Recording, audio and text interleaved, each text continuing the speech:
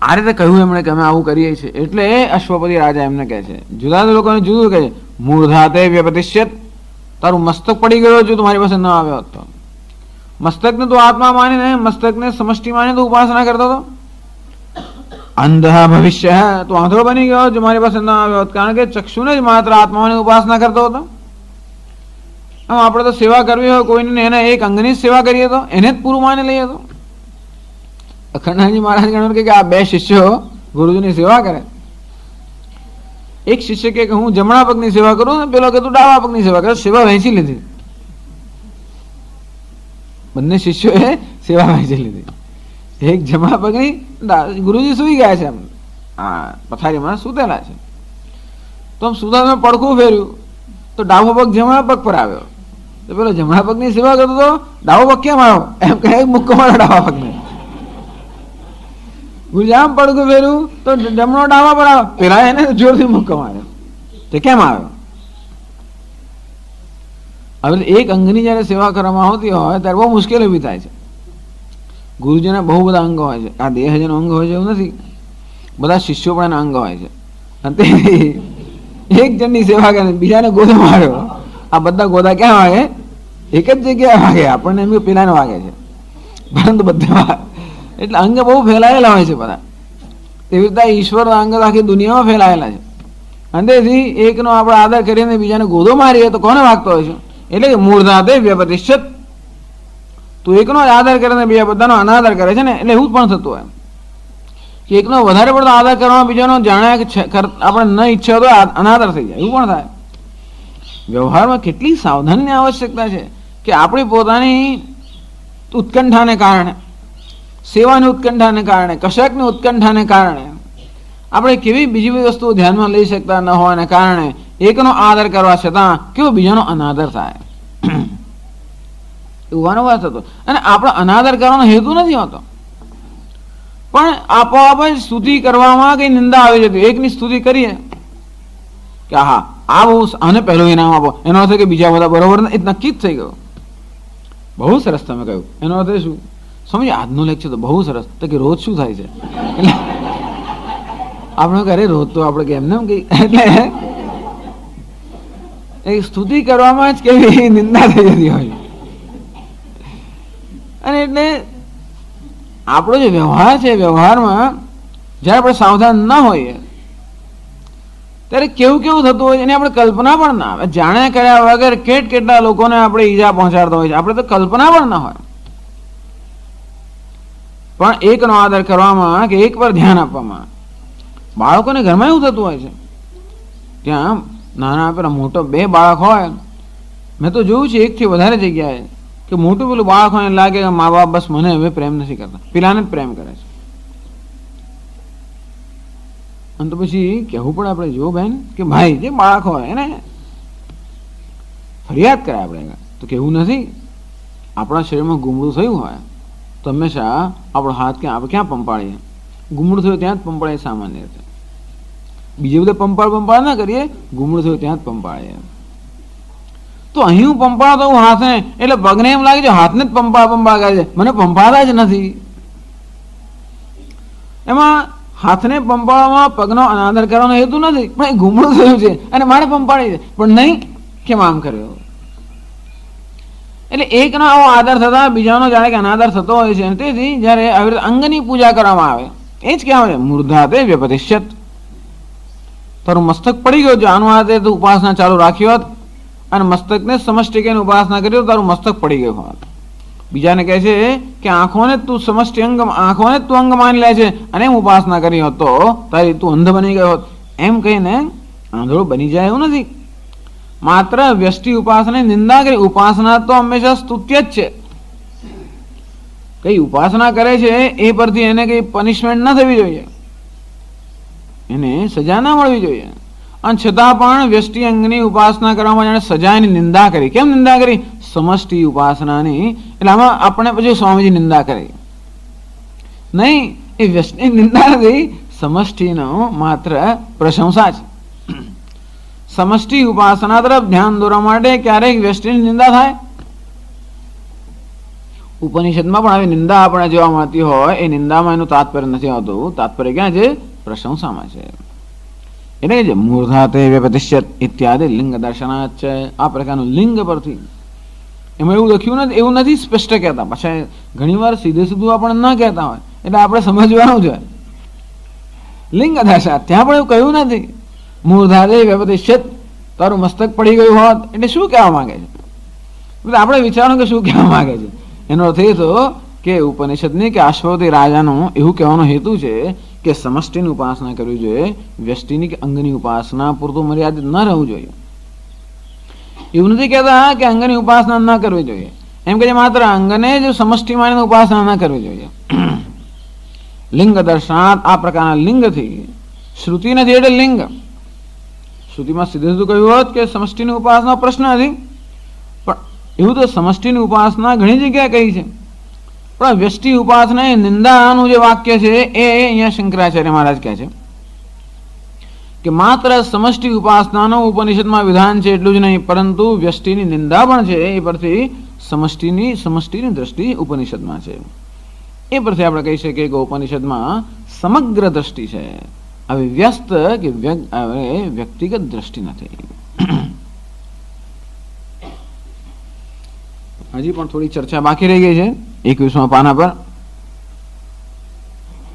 શંકરાચાર્યજી કહે છે આગળ,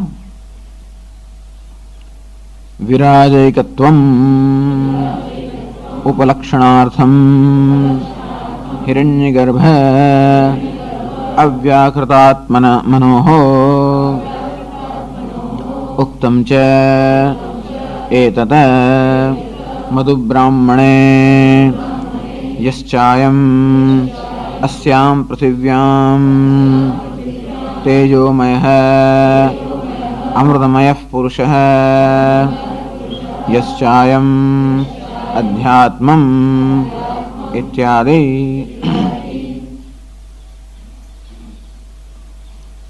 विराज एकत्वम उपलक्षणार्थम. विराज एकत्वम, विराज એટલે વિરાજ है विश्वेन एकत्वम. આ પહેલા મંત્રની અંદર ત્રીજા મંત્રમાં વિરાટ પુરુષ અને વિશ્વ, સમષ્ટિ અને વ્યષ્ટિ એના એકત્વનું પ્રતિપાદન કરવામાં આવ્યું. ઉપલક્ષણાર્થમ, અને એ રીતે બીજા વ્યષ્ટિ અને સમષ્ટિનું એકત્વ પણ સમજી લેવાનું. વિશ્વ કોને કહેવાય? આ સ્થૂળ પિંડમાં અભિમાની ચૈતન્યને. વિરાટ કોને કહેવાય? સમષ્ટિ સ્થૂળ પિંડમાં અભિમાન ધરાવતા ચૈતન્યને. અને તે રીતે આગળ કહેવામાં આવશે કે આ સૂક્ષ્મ શરીરમાં અભિમાન કરનાર ચૈતન્યને તૈજસ કહેવામાં આવે છે, જે સ્વપ્નનો અનુભવ કરતો હોય છે. અંતે રીતે સમષ્ટિ સૂક્ષ્મ શરીરમાં અભિમાની ચૈતન્યને હિરણ્યગર્ભ કહેવામાં આવે છે. તો તૈજસ અને હિરણ્યગર્ભ એ પણ એક છે. આ પિંડ એક છે એમ નથી કહેતા. આ વ્યષ્ટિ પિંડમાં અભિવ્યક્ત થતું ચૈતન્ય અને સમષ્ટિ પિંડમાં અભિવ્યક્ત થતું ચૈતન્ય એક જ છે. એ જ બતાવે છે કે ચૈતન્યને કોઈ મર્યાદા કે ડાયમેન્શન કે એનું કોઈ માપ જ નથી. જો ચૈતન્ય માપ હોત, પરિમિત હોત, મર્યાદિત હોત, મેઝર્ડ હોત તો માત્ર આ દેહમાં જ હોત, તો બીજા બધા દેહમાં ન હોઈ શકત. પરંતુ એક સ્થૂળ દેહમાં અભિવ્યક્ત થતું ચૈતન્ય એ સર્વ સ્થૂળ દેહમાં અભિવ્યક્ત થતું ચૈતન્ય જ છે.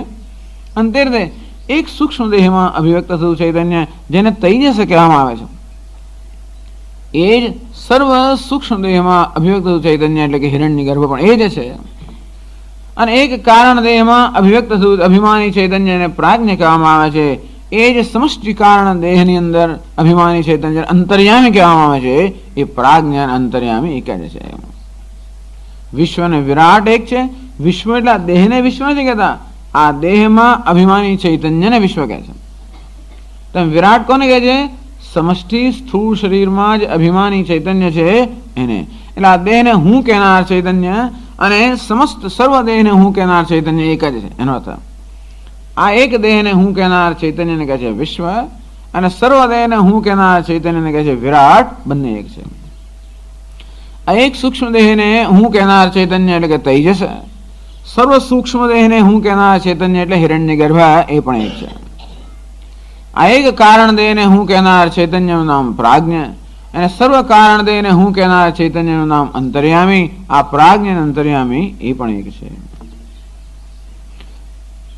વિરાજ એકત્વમ ઉપલક્ષણાર્થ ઐકત્વમ, વિરાજ અને વિશ્વનું જે ઐક્ય એકત્વ ઉપલક્ષણાર્થમ, ઉપલક્ષણ એટલે પ્રતિનિધિ છે, બીજા બધા ઐક્યનું પણ પ્રતિનિધિ છે. હિરણ્યગર્ભ અવ્યાકૃતાત્મનો, તૈજસ અને હિરણ્યગર્ભ, પ્રાજ્ઞ અને અવ્યાકૃત. અવ્યાકૃત કે અંતર્યામી એ બંને એક જ, એનો અર્થ એક જ થાય છે. અવ્યાકૃત એટલે સમષ્ટિ કારણ શરીર, એમાં જે ચૈતન્ય અભિવ્યક્ત થાય કહેવાય છે અંતર્યામી, એ પણ એક જ છે. પ્રાજ્ઞ અને અંતર્યામી એનું ઐક્ય પણ સૂચિત થયું છે એવું સમજી લેવાનું. પ્રશ્ન એવો હતો કે આ મૂળ ગ્રંથ ત્રીજા મંત્રની અંદર તો જાણે વૈશ્વાનર શબ્દ વાપર્યો છે, અને વૈશ્વાન એટલે વિરાટ એ બધા જાણે છે, પણ આમાં કોઈ વ્યવસ્થા રાખી નથી. માંડક્ય ઉપર છે, કોઈ પ્રકારની વ્યવસ્થા આમાં નથી. ભાઈ તમે વૈશ્વાનર શબ્દ ત્રીજા અધ્યાયમાં વાપર્યો પ્રથમ પાદ માટે, તો દ્વિતીય પાદ માટે ચોથા મંત્રમાં હિરણ્યગર્ભ શબ્દ વાપર્યો, તો તમે સમજ કે આ જ તમારી કન્સિસ્ટન્ટ વસ્તુ છે. અને પાંચમા મંત્રમાં જયારે તમે તૃતીય પાદની વાત કરો ત્યારે તમે અંતર્યામી શબ્દ વાપર્યો કે ઈશ્વર શબ્દ વાપર્યો, તો અમે સમજત કે વ્યષ્ટિ અને સમષ્ટિ એ બંને એક છે એવો આપનો તમારો ખ્યાલ છે. પણ ત્રીજા મંત્રમાં વૈશ્વાનર એટલે કે સમષ્ટિનો નિર્દેશ કરતો શબ્દ વાપર્યો, પણ ચોથા મંત્રમાં તૈજસ અને પાંચમા મંત્ર પ્રાજ્ઞ એવા શબ્દો વાપરે છે. એ શબ્દો કેવા છે? માત્ર વ્યક્તિનો જ ઉલ્લેખ કરે છે. એટલે પ્રશ્ન એવો કરે છે કે ભાઈ ત્રીજા મંત્રમાં શ્રુતિએ પોતાના જ શબ્દોમાં વ્યષ્ટિ અને સમષ્ટિ વચ્ચેના અભેદનો નિર્દેશ કર્યો છે, પણ શ્રુતિએ કંઈ પોતાના શબ્દમાં આ તૈજસ અને હિરણ્યગર્ભ કે પ્રાજ્ઞ અંતર્યામીના એકત્વનો ઉલ્લેખ પોતાના શબ્દોમાં કર્યો નથી. અંતો પછી માત્ર શ્રુતિના શબ્દો જ પ્રમાણ હોય તો નથી થયો કે વિશ્વ અને વિરાટ એટલે વ્યક્તિ અને સમષ્ટિ સ્થૂળ દેહમાં અભિમાની ચૈતન્ય તો એક છે, પણ તૈજસ અને હિરણ્યગર્ભ ભિન્ન હોવા જોઈએ કે પ્રાજ્ઞ અને અંતર્યામી ભિન્ન હોવા જોઈએ એવું અમને લાગે છે. કારણ કે શ્રુતિએ સ્પષ્ટ રીતે એ બંનેના ઐક્યનો ત્યાં ઉલ્લેખ કે નિર્દેશ કર્યો નથી. એટલે કહે છે કે યન મુખતઃ વિરાજ વિશ્વન એકત્વમ દર્શિતમ, મુખત શબ્દતઃ, શ્રુતિ પોતાના જ શબ્દોમાં વિરાટ અને વિશ્વ વચ્ચેના એકત્વનું નિર્દેશ કરે છે. એ જ એકત્વ તૈજસ અને હિરણ્યગર્ભ વચ્ચે અને પ્રાજ્ઞ અને અંતર્યામી વચ્ચે છે એમ પણ સમજી લેવાનું. નહીતર અદ્વૈત વળી પાછી સિદ્ધિ ન થાય. માત્ર આ સ્થૂળ દેહ પર એકત્વ હોય, સૂક્ષ્મ દેહ બધા ભિન્ન ભિન્ન હોય, કારણ દેહ ભિન્ન ભિન્ન હોય, અથવા એમાં અભિવ્યક્ત ચૈતન્ય ભિન્ન ભિન્ન હોય, તો અદ્વૈત સિદ્ધિ ન થાય. અદ્વૈત સિદ્ધિ ત્યારે જ થાય જ્યારે આ સમગ્ર ઉપાધિમાં અભિવ્યક્ત થતું ચૈતન્ય સર્વત્ર એક જ હોય. અને આ પ્રકારનું વ્યષ્ટિ અને સમષ્ટિનું ઐક્ય એ બીજા બધા ઉપનિષદનો પણ વિષય છે. અહીં શંકરાચાર્ય ભગવાન બૃહદારણ્યકમાં એક મધુ બ્રાહ્મણ છે. પહેલા અધ્યાયનું પાંચમું બ્રાહ્મણ, બીજા અધ્યાયનું પાંચમું બ્રાહ્મણ, બીજા અધ્યાયના પાંચમા બ્રાહ્મણને મધુ બ્રાહ્મણ કહે છે. તો એ બ્રાહ્મણમાંથી એક મંત્ર લઈને કહ્યું ઉક્તમ ચેત મધુ બ્રાહ્મણે, આ જ વસ્તુ અર્થાત વ્યષ્ટિ અને સમષ્ટિનું ઐક્ય એ મધુ બ્રાહ્મણમાં પણ કહેવામાં આવ્યું છે. યશ્ચ અયમ તેજોમય અમૃતમય પુરુષ અસ્યામ પૃથિવ્યામ, આ તેજોમય અમૃતમય, તેજોમય પ્રકાશમય જ્ઞાનમય જ્ઞાન સ્વરૂપ, અમૃતમય એટલે કે આનંદમય, આમ જન્મ નિર્વિકાર આનંદમય અમૃતમય એટલે કે તેજોમય આનંદમય નિર્વિકાર જે પુરુષ અસ્યામ પૃથિવ્યામ આ પૃથ્વીમાં છે. યશ્ચયમ અધ્યાત્મમ, પૃથ્વી એટલે આ સમગ્ર પિંડ એનામ પૃથ્વી. પૃથ્વી એટલે આ સમષ્ટિ બ્રહ્માંડની અંદર જે અમૃતમય તેજોમય પુરુષ કે પરમાત્મા છે કે ચૈતન્ય છે એ જ અયમ અધ્યાત્મમ. અધ્યાત્મ એટલે આ વ્યષ્ટિ પિંડમાં પણ એ જ અમૃતમય તેજોમય અમૃતમય પુરુષ છે. એમ મધુ બ્રાહ્મણ પણ બહુ સ્પષ્ટતાથી કહે છે. અને આ રીતે વ્યષ્ટિ અને સમષ્ટિ ઉપહિત ચૈતન્યના ઐક્યનો સીધે સીધો ત્યાં નિર્દેશ કરે છે.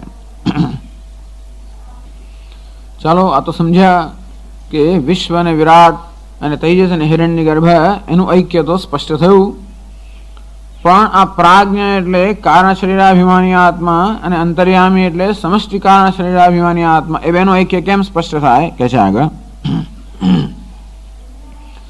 સુષુપ્ત અવ્યાકૃતયોઃ તો એકત્વં સિદ્ધમેવ નિર્વિશેષત્વાદ. કે ભાઈ સુષુપ્ત અને અવ્યાકૃત, પ્રાજ્ઞ અને અવ્યાકૃત, વ્યષ્ટિ અને સમષ્ટિ કારણ શરીર આત્મા છે, એનું ઐક્ય તો બહુ સ્પષ્ટ છે. કારણ કે સુષુપ્તિની અંદર કોઈ પ્રકારનો વિશેષ હોતો જ નથી. આપણે જ્યારે ઊંઘમાં હોઈએ, ગાઢ નિદ્રામાં હોઈએ, ત્યારે ત્યાં કોઈ વ્યક્તિત્વની ભાવના જ નથી હોતી. અર્થાત સુષુપ્તિના સ્તર પર, જેને આપણે પ્રાજ્ઞ કહીએ છીએ, એ સ્તર પર તો મને પોતાને જ વ્યક્તિત્વનો કોઈ ખ્યાલ હોતો નથી. અંતેથી જ્યાં વ્યક્તિત્વ હોય જ નહીં, ત્યાં આ સમષ્ટિ કારણ શરીર અને વ્યષ્ટિ કારણ શરીર એવા ભેદનો કોઈ ત્યાં આગળ સંભાવ, એ ભેદનો ત્યાં આગળ કોઈ પ્રશ્ન જ ઉપસ્થિત થતો નથી.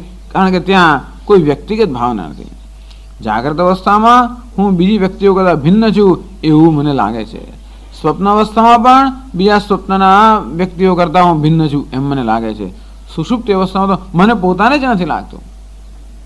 અંતેથી સુષુપ્ત અવ્યાકૃતયોસ્તુ એકત્વમ સિદ્ધમેવ નિર્વિશેષત્વાત. એક જણની સુષુપ્તિ, આ એકનું સ્વપ્ન બીજા સ્વપ્ન કરતાં જુદું હોય માટે તું ને હું જુદા છે. એકના જાગ્રતના અનુભવો બીજાના જાગ્રતના અનુભવો કરતાં જુદા છે માટે હું ને તું જુદા છે એમ આપણે કહીએ. પણ એકની નિદ્રા અને બીજાની નિદ્રામાં કોઈ તફાવત નથી. હું ઊંઘી ગયો અને સ્વર્ગમાં ગયો તો એનો તું સ્વપ્નમાં હતો. ગાઢ નિદ્રામાં ક્યાંય જતો નથી, આવતો નથી.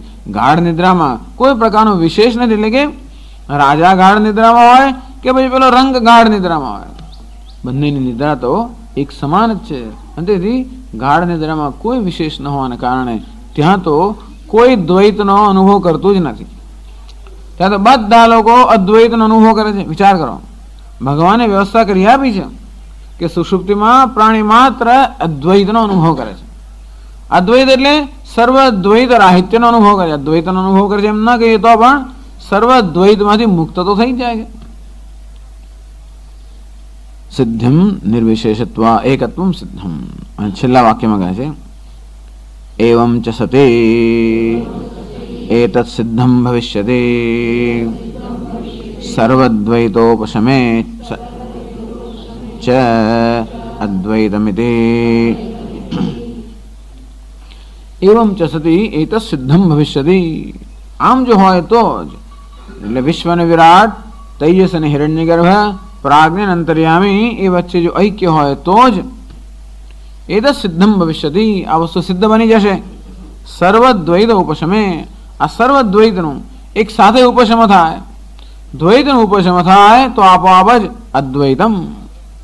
કારણ કે આ દ્વૈતનું, આ માત્ર એક જ આત્માને દ્વૈતનું ઉપશમ એટલે પણ શું?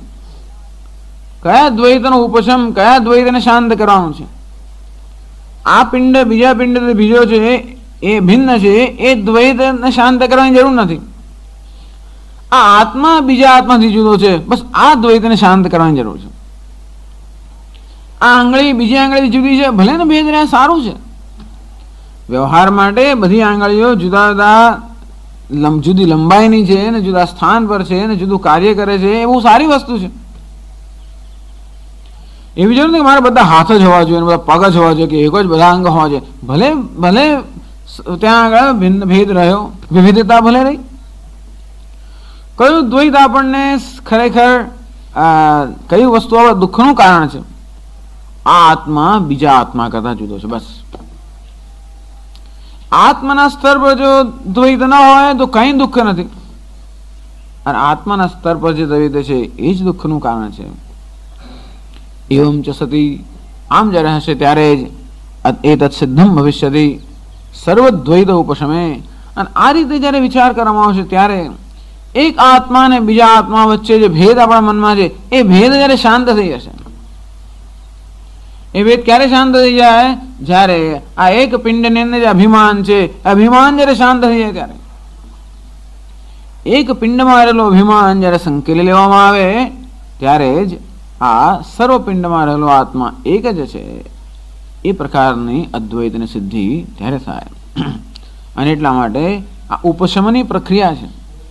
કેમ ઉપશમ શબ્દ વાપરે છે? કારણ કે એ પ્રકારની પ્રક્રિયા આ ઉપનિષદમાં અધ્યારોપ અને અપવાદની પ્રક્રિયા છે. જાગ્રત, સ્વપ્ન, સુષુપ્તિ અધ્યારોપ છે. અપવાદ જાગ્રતમાંથી સંકેલાઈને સ્વપ્ન, સ્વપ્નમાંથી સંકેલાઈને સુષુપ્તિ, સુષુપ્તિમાંથી પણ સંકેલાઈને તુરીય. યો વિશ્વાત્મા એટલે કે વિવિધ વિધિજ વિષયાન પ્રાશ્ય ભોગાન સ્થવિષ્ઠાન જાગ્રત અવસ્થામાં આ સ્થૂળ વિષયોને ભોગવીને પશ્ચાત ચાન્યાન સ્વમતિ વિભવાન જ્યોતિષા સ્વેન સૂક્ષ્માન અને પછી જાગ્રત અવસ્થાના ભોગ પૂરા થઈ ગયા, ધરાઈ ગયા પછી સ્વપ્નમાં પોતાની જ બુદ્ધિથી રચેલા વિષયો પોતાની જ ચૈતન્યના પ્રકાશથી ભોગવે છે. એનાથી પણ ધરાઈ ગયો. સર્વાને તાન પુનર્વિશનૈ સ્વાત્મની સ્થાપયિત્વા આ બધાને સંકેલને આત્મામાં સ્થાપિત કરીને એ પણ વિગત ગુણગણ હે, એ બધા ગુણગણ બધાએ ત્યાગીને જે તુરીય વ્યવસ્થિત છે સહ અસૌ તુરીય હે નફ પાતુ એ મારું રક્ષણ કરો. એટલે બીજા શ્લોકની અંદર જે આ અપવાદની પ્રક્રિયા બતાવવામાં આવી એ જ પ્રક્રિયા અધ્યારોપ પહેલા શ્લોકમાં, બીજા શ્લોકમાં અપવાદ, એ જ પ્રક્રિયા ઉપનિષદની છે. કેમ પ્રપંચનો ઉપશમ કરવો, કેમ પ્રપંચ શાંત કરવો, કેમ આ દ્વૈત, પ્રપંચ એટલે દ્વૈત, આ ભેદભાવ કેમ શાંત કરવો, એની પ્રક્રિયા ઉપનિષદ બતાવે છે. જાગ્રતમાંથી સ્વપ્ન, સ્વપ્નમાંથી સુષુપ્તિ એટલે ઊંઘી જવાથી થાય છે એવું નથી, પરંતુ જાગ્રત એટલે આ સ્થૂળ શરીર સાથેનું અભિમાન, સ્વપ્ન એટલે એક સ્થૂળ શરીરનું અભિમાન ત્યાગ કરીને સૂક્ષ્મ શરીરમાં અભિમાન, એને ત્યાગ કરવું એટલે કારણ શરીરનું અભિમાન એટલે કે સુષુપ્તિ, એને પણ ત્યાગ કરીએ તો પોતાના વાસ્તવિક સ્વરૂપમાં નિષ્ઠા એટલે કે તુર્યમ. એટલે એમ નથી કહેતા કે ઊંઘી ગયાથી આપણે જ્ઞાન થવાનું છે, પરંતુ જાગ્રત, સ્વપ્ન અને સુષુપ્તિમાં જે સ્વાભાવિક રીતે આપણા પ્રયત્ન વગર બનતું હોય છે, ભગવાને વ્યવસ્થા કરી આપી છે કે આપણે રોજ જે આપણી જાતને આમ સંકેલી લેતા હોઈએ છીએ. બસ એ પ્રક્રિયાને સમજવાની જરૂર છે. આપણા પોતાના અનુભવોને જ આપણે યોગ્ય રીતે સમજીએ તો પણ સત્યનો નિર્દેશ ઈશ્વર કરી જ રહ્યો હોય છે બધા અનુભવમાં. અને આમ આપણા અનુભવની અંદર જ જે સત્યનો નિર્દેશ થઈ રહ્યો છે એ જ સત્યને કેમ પ્રાપ્ત કરવું એની જ આ પ્રક્રિયા છે. એટલે આનંદગીરી છેલ્લી લાઈનમાં તચ્ચ અદ્વૈતમ પ્રતિબંધ ધ્વંસ માત્ર ન સ્ફુરતિ, એમને માનવું કે માત્ર આવી રીતે સંકેલી લેવાથી અદ્વૈત સિદ્ધ થાય. કિંતુ વાક્યાદેવ આચાર્યોપદિષ્ટાદિ વક્તુમ ચ શબ્દ. આચાર્ય જ્યારે આપણા અનુભવો છે, અનુભવ તો રોજ કરીએ છીએ, અરે અદ્વૈતનો અનુભવ પણ કરતા હોઈએ છીએ, અને છતાં પણ એ અદ્વૈતનો અનુભવ છે અને એ સત્ય છે એવું જયારે આચાર્ય સ્પષ્ટ રીતે આપણે બતાવે ત્યારે જ આપણે આ અદ્વૈતની સિદ્ધિ થાય, નહીં તો નથી થતી. અદ્વૈતની સિદ્ધિ ક્યારે થાય કે મારા અનુભવમાં અદ્વૈત છે કે નવું નથી. અદ્વૈતનો અનુભવ કરું છું, ક્યારે કરું છું, એ કોઈ ક્ષણ સુખની, કોઈ આનંદની, કોઈ ફળની અંદર જયારે બધા પ્રકારનો ભેદભાવ ભૂલાઈ જતો હોય છે, માણસ એકબીજાને વળગી પડે, ભલે તે વખતે આમ ભૂલી જાય ભાન, પણ ખ્યાલ આવે છૂટા પડી જાય કોની સાથે અમે હાથ મિલાવ્યા નહીં, પણ એક ક્ષણે તો માણસ બધું ભૂલી જતો હોય છે. એવા આનંદના અતિરેકમાં જયારે આવી જાય ત્યારે બધો આપણે કઈ વિવેક ભૂલી ગયો, એ પણ ખરું. વિવેક એટલે ભેદ જાળવી રાખે નામ વિવેક, જુદા પડવા નામ વિવેક, એ વિવેક જતો રહ્યો વખતે અંતેથી એવું થઈ જતું હોય છે. અથવા આપણા અનુભવ પણ બતાવે છે કે અદ્વૈતનો આપણે ક્યારેક ક્યારેક અનુભવ કરતા હોઈએ છીએ, સુષુપ્તિને આપણે ન ગણીએ તો પણ માત્ર એ અનુભવને સમજાવે જ છે. એ અનુભવને સમજાવીને એ સત્ય જે છે એ સ્પષ્ટ આપણે કરે. એવું ન કરવામાં આવે તો બધા અનુભવ પણ આપણે જ્ઞાન ન કરાવે. અનુભવ માત્ર જ્ઞાન નથી કરાવતો, અનુભવ જે છે એનું વિશ્લેષણ જે છે એ આપણે એના પરનો વિચાર એ જ્ઞાન કરાવે છે. આ પ્રકારે બહુ લંબાણથી આ ત્રીજા મંત્રની એટલે કે જાગ્રત અવસ્થાની ચર્ચા એટલા માટે કરી કે આ જ બધા વિચારો બીજા મંત્રોમાં પણ છે એ સમજી લેવાનું. તો ચોથા મંત્રમાં કહે છે આગળ, એ જ 21મા પાના પર જ છે.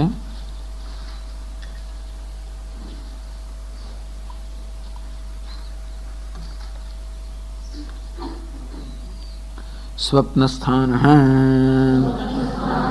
અંતઃપ્રજ્ઞ સપ્તાંગ એકોનવિંશતિમુખ પ્રવિવિક્ત ભુક તૈજસ દ્વિતીય પાદ.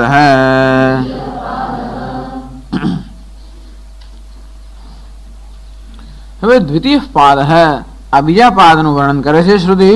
સ્વપ્ન સ્થાન, સ્વપ્ન જેનું સ્થાન છે, સ્વપ્ન જેનો અનુભવ ક્ષેત્ર છે. સ્થાન એટલે અનુભવનું ક્ષેત્ર.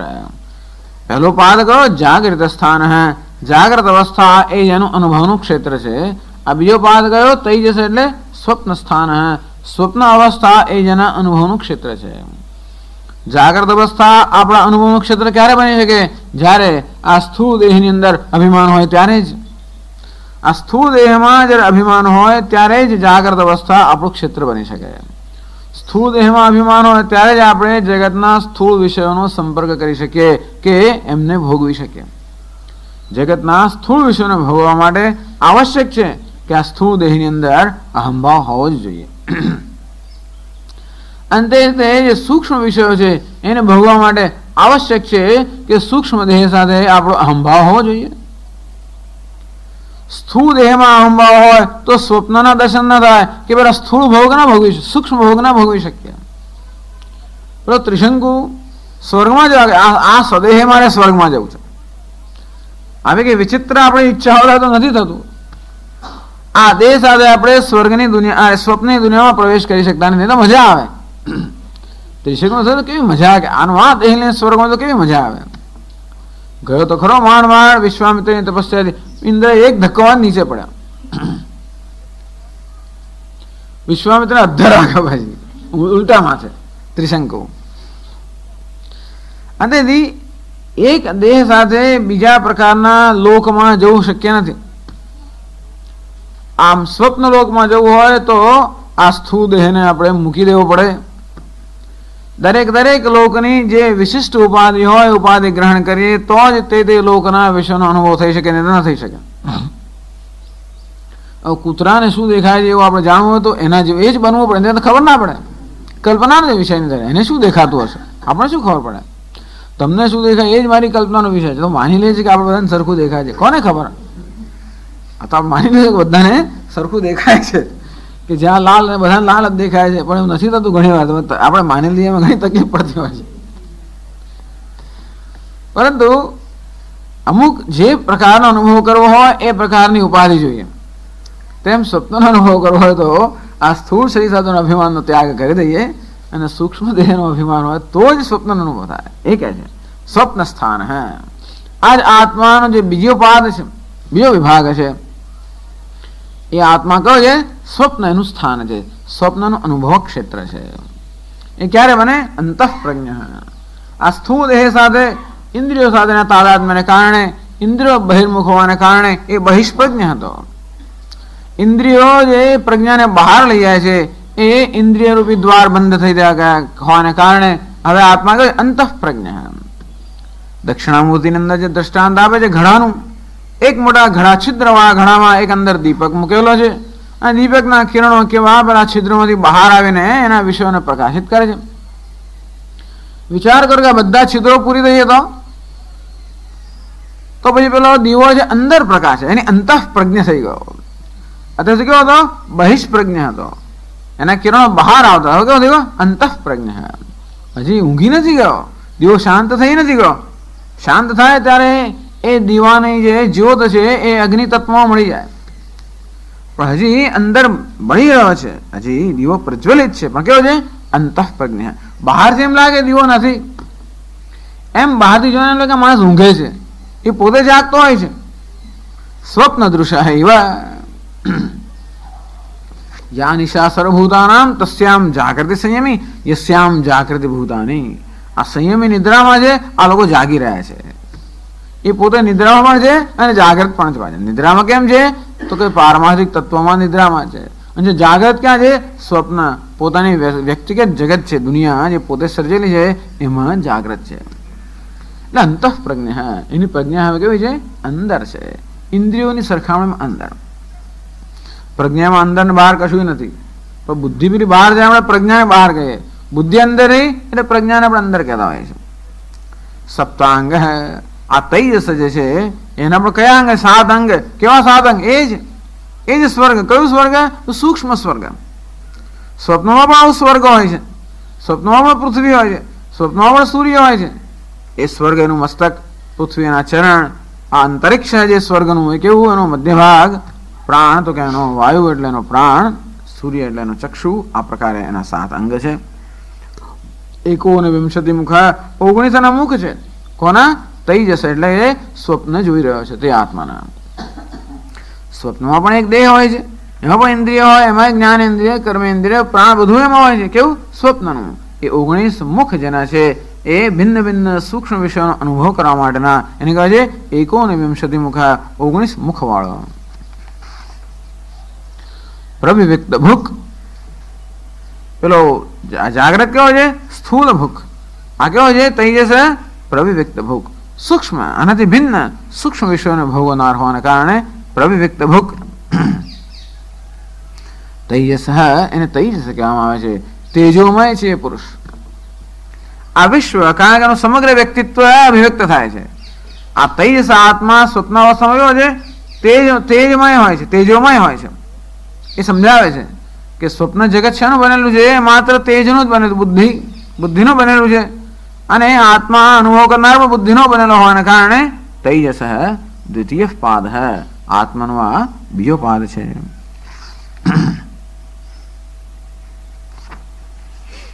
બાવીસમાં પાના પર સમજાવે છે.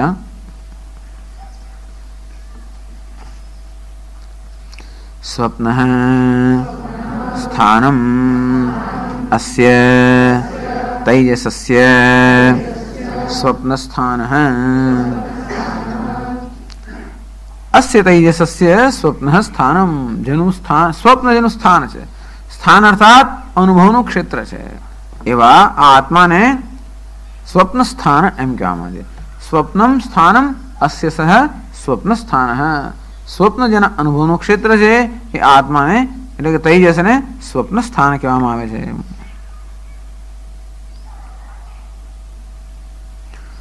તો આ સ્વપ્નની રચના કેવી રીતે થાય છે શંકરાચાર્ય મહારાજ એ સમજાવે છે. સ્થાનનો અર્થ અહમ મમ અભિમાન. જાગ્રત અવસ્થામાં અહમ મમ અભિમાન હોય ત્યારે પ્રથમ પાદ કહેવાય. સ્વપ્ન અવસ્થામાં અહમ મમ અભિમાન, સ્વપ્ન દેહની અંદર અહમ મમ અભિમાન હોય એને તૈજસ કહેવાય. તો સ્વપ્નની રચના કેમ થાય છે એ સમજાવે છે આગળ. જાગ્રત પ્રજ્ઞા અનેક સાધના બહિર્વિષયા ઇવ અવભાસમાના મનસ્પંદન માત્રા સતી તથા ભૂતમ સંસ્કારમ મનસી આધત્તે. જાગ્રત પ્રજ્ઞા, તો જો જાગ્રત અવસ્થાની અંદર જાગ્રત પ્રજ્ઞા એટલે જાગ્રત વિશેનું જે જ્ઞાન, અનેક સાધના, જાગ્રત અવસ્થાની અંદર જે ચેતના છે, અનેક સાધના, અનેકાની વિવિધાની સાધનાની કરણાની, 19 પ્રકારના સાધન. આ 5 જ્ઞાનેન્દ્રિયો, 5 કર્મેન્દ્રિયો વળી કેવા છે? આ બહિર્મુખ સાધન છે. અને જાગ્રત અવસ્થાની અંદર આ આપણી ચેતના જે છે એ કેવી છે? બહિર્મુખ હોય છે. અનેક સાધનોથી અર્થાત અનેક ઇન્દ્રિયો દ્વારા આ ચેતના બહાર જતી હોય છે અને તે પ્રકારના વિષયોનો અનુભવ કરતી હોય છે. બહિર્વિષયા ઇવ અવભાસમાના, વારંવાર કહ્યું તે પ્રકારે ચેતના કે બહાર હોતી નથી, માત્ર બુદ્ધિ બહાર જતી હોય છે. એ બુદ્ધિમાં પ્રતિબિંબિત થયેલી ચેતના જાણે કે બહાર જતી હોય એમ લાગે. તેથી બહિર્વિષયા ઇવ અવભાસમાના, આ ચેતના જાગ્રત વિષયની જે જાણે કે બહિર્વિષય હોય, બાહ્ય વિષયો, એ બહારના વિષયો એ એનું સાર હોય કે એનું તત્વ હોય એવી જાતની જે જાણે છે. વાસ્તવમાં મન એટલે ચેતના નથી, બુદ્ધિ જ કરવામાં આવે છે. બુદ્ધિ કેવી છે? બહાર જાગ્રત અવસ્થામાં બહાર જતી હોય છે અથવા બહારના વિશ્વમાં જતી હોય એવી જાણે કે જણાય છે. એવું એટલા માટે કહે છે કે ખરેખર વિષયો સત્ય નથી અને બુદ્ધિ સત્ય નથી. એટલે બહાર અને અંદરના ભેદ જાગ્રતમાં સત્ય નથી, અને છતાં પણ એવા ભેદ માનીને જાણે કે આ બુદ્ધિ બહાર જતી હોય એ રીતે બહારના સ્થૂળ વિષયોનો અનુભવ કરતી હોય છે. ખરે કેવું છે? મનસ્પંદન માત્ર મનનું સ્પંદન જ છે. આ બુદ્ધિ અને એના બધા અનુભવ કેવા છે? જે સુખ દુઃખ બધા અનુભવ આપણે કરતા હોય છે મનસ્પંદન માત્ર, મનનું સ્પંદન. અંતેથી આ મનની બધી કલ્પના કે મનના સ્પંદન એટલે મન વાઇબ્રેટ થતું હોય, મનની અવસ્થા જેને આપણે બહાર પ્રજ્ઞા એ કઈ છે. આ બધી જાગ્રત અવસ્થા એટલે આ મનની એક પ્રકારની અવસ્થા. એ અવસ્થાની વિશેષતા કઈ છે? બહારના વિષયો એનો સંપર્ક થતો હોવાને કારણે બહારના વિષયોમાં કેન્દ્રિત થયેલી, બહારના વિષયોમાં કેન્દ્રિત થયેલી અને મનના સ્પંદન રૂપી જે છે જાગૃત પ્રજ્ઞા. તથાભૂતમ સંસ્કારમ મનસી આધત્તે. હવે જ્યારે જ્યારે આપણે જાગૃત વિષયનો અનુભવ કરતા હોઈએ ત્યારે સતત આ પ્રકારનો ખ્યાલ મનમાં જોવાઈ જ રહેતો હોય કે હું મારાથી અન્ય વિષયોનો ભોગ ભોગવી રહ્યો છું,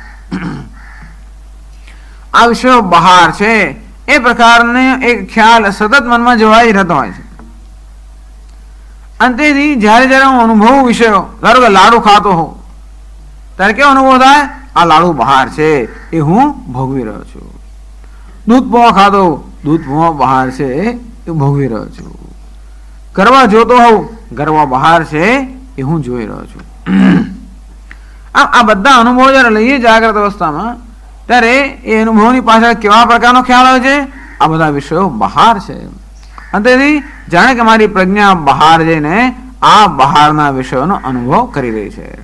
એટલે આ અનુભવ તો થાય છે, પણ જો બહારપણું માત્ર આપણે સ્વાદનો, શબ્દનો, સ્પર્શનો અનુભવ થાય એટલું જ નહીં, પણ એ અનુભવની અંદર પણ આ બાહ્યતાના સંસ્કાર પણ રહેલા છે. અગત્યની વસ્તુ આ છે કે જાગ્રત અવસ્થામાં ભિન્ન ભિન્ન વિષયોના અનુભવ તો થાય જ છે, પણ જોડે એ અનુભવની અંદર એવો પણ એક ખ્યાલ સંકળાયેલો છે કે જે વિષયો હું અનુભવી રહ્યો છું એ વિષયો મારાથી બહાર છે, એ વિષયો મારાથી અન્ય છે. એમ અન્યત્વનો કે બહારપણાનો પણ સંસ્કાર પ્રત્યેક અનુભવ સાથે વણાયેલો હોય છે. અને તેથી એટલું જ નહીં કે માત્ર આ ભિન્ન ભિન્ન વિષયોના સંસ્કાર મનમાં પડ્યા હોય, પરંતુ જોડે જોડે એ સંસ્કારની પાછળ આ બહારના છે વિષયો, એવું બાહ્યપણું પણ એમાં સંસ્કાર પડેલો હોય છે, બાહ્યપણું પણ હોય. અને એટલા વડે સ્વપ્નમાં જયારે લાડુ ખાતો હોઉં ત્યારે પણ હું લાડુ ખાઉં છું એટલું જ નહીં, પણ લાડુ મારાથી ભિન્ન છે એવું ખાઉં છું એવી જાતનો અનુભવ થાય છે. બહુ વિચિત્ર વસ્તુ છે ને? વિચિત્ર નહીં પણ કે બહુ સુંદર વસ્તુ છે, અદભુત વસ્તુ છે. વિચિત્રનો અર્થ અદભુત જ થાય છે કે સંસ્કૃતમાં ચિત્રમ, અદભુત. કે સ્વપ્નની અંદર એને પૂછે છે કે સ્વપ્નની અંદર તો કોઈ બહારના વિષય હોતા નથી. સ્વપ્નમાં જે લાડુ ખાઓ, દૂધ પૌવા ખાઓ અને ગરબા ખાઓ બધું કયું છે અંદર તાપો પોતાનું જ રચેલું હોય છે. બહારના વિષયો તેના દેહરૂપી પિંડની બહાર હોવાને કારણે બહાર છે એ પ્રકારનો આપણો અનુભવ થાય. બસ સ્વપ્નના વિષયો તો બધા દેહની અંદર જ હોય છે. આપણું મન કે બહાર જતું નથી, દેહની અંદર જ એક સૂક્ષ્મ નાડીમાં જ આ સ્વપ્નના દર્શન થતા હોય છે. એટલે બધા વિષયો અંદર જ હોય છે. અને છતાં પણ એ વિષયો બહાર છે એવું કેમ આપણને લાગે છે? કારણ કે આ સ્વપ્નની રચના કોણે કરી છે? આપણે બુદ્ધિએ કરી છે. કઈ બુદ્ધિએ કરી છે? જાગ્રત અવસ્થાના અનુભવો જેને થયા છે એ જાગ્રત અવસ્થાના અનુભવથી સંસ્કૃત થયેલી બુદ્ધિ, જાગ્રત અવસ્થાના અનુભવ જેમ અંકિત થયા છે એ પ્રકારની બુદ્ધિ વડે સ્વપ્નની રચના થતી હોવાને કારણે આ બુદ્ધિમાં બહારપણાના જે સંસ્કાર રહી ગયા છે એ સંસ્કાર પ્રમાણે સ્વપ્નની રચના કરવામાં આવે છે. અને તેથી સ્વપ્નમાં માત્ર વિષયોની જ રચના થાય છે એટલું નહીં, પણ બહારપણાની પણ રચના થાય છે. સ્વપ્નમાં વિષયની રચના તો થાય જ છે, પણ જોડે આ બહારપણાના ખ્યાલનો પણ સંસ્કાર એમાં જળવાઈ રહે છે. કારણ કે બુદ્ધિમાં એ પ્રકારના સંસ્કાર, નહીં તો બહુ જ્ઞાન થઈ ગયું તો આપણે આવું જો ન હોત. તો સ્વપ્નમાં જ એવું જ્ઞાન હોત કે આ બધા વિષયો તો મેં રચેલા છે, હું ભોગવી રહ્યો છું, તો કઈ તકલીફ ના જાગ્રતમાં તરત ખબર પડી જાત. તો આવું નથી થતું. સ્વપ્નમાં આનો આ તકલીફ, આનો આ જ સંસાર, સુખ દુઃખ, મારું તારું, હું તું, આ બધો સંસાર સ્વપ્નમાં અકબંધ જળવાઈ રહે છે. એ હું તું ન હોવા છતાંય, મારું તારું ન હોવા છતાંય પણ આ સંસાર કેમ જળવાય છે? કારણ કે આ પ્રકારના સંસ્કાર બુદ્ધિમાં પડેલા છે. એવી સંસ્કૃત થયેલી બુદ્ધિ, ડાલડાની અંદર તમે કશું ઉમેર્યું, જે વસ્તુ વાનગી બનાવવામાં એ વસ્તુ આવવાની જ છે. જે રંગ ઉમેરો તો બધામાં રંગ આવવાનો છે. અને તે રીતે બુદ્ધિમાં આ પ્રકાર બુદ્ધિ આ રંગે બહારના બહિર્મુખતાના રંગે રંગાયેલી હોવાના કારણે આ સ્વપ્નમાં પણ આપણે બહિર્મુખતાનો જાણે કે અનુભવ થતો હોય છે. મનસ્પંદન માત્રા સદી તથાભૂતમ સંસ્કાર, તથાભૂત એ પ્રકારનો કેવો સંસ્કાર? બાહ્યત્વનો સંસ્કાર મનસી આદતે, આ પ્રકારના સંસ્કાર મન પર પાડે છે, આધાન કરે છે. પછી આગળ કહે છે તન્મનઃ તથા સંસ્કૃતમ ચિત્રિત ઇવ પટઃ બાહ્ય સાધન અનપેક્ષમ અવિદ્યા કામ કર્મભિઃ પ્રેર્યમાણમ જાગ્રતવત અવભાસતે. તો આ બાહ્ય બહિષ્પ્રજ્ઞ જે બુદ્ધિ છે કે ચેતના છે, ચેતના એ મનની અંદર આ પ્રકારના વિષયોના અને જોડે જોડે બહારપણાના દ્વૈતના ભેદના સંસ્કાર પણ મનમાં પાડેલા છે. તન મન, આ પ્રકારે આવા અનુભવથી સંસ્કૃત થયેલું મન. સરસ દૃષ્ટાંત આવે ચિત્રિત એવ પટઃ.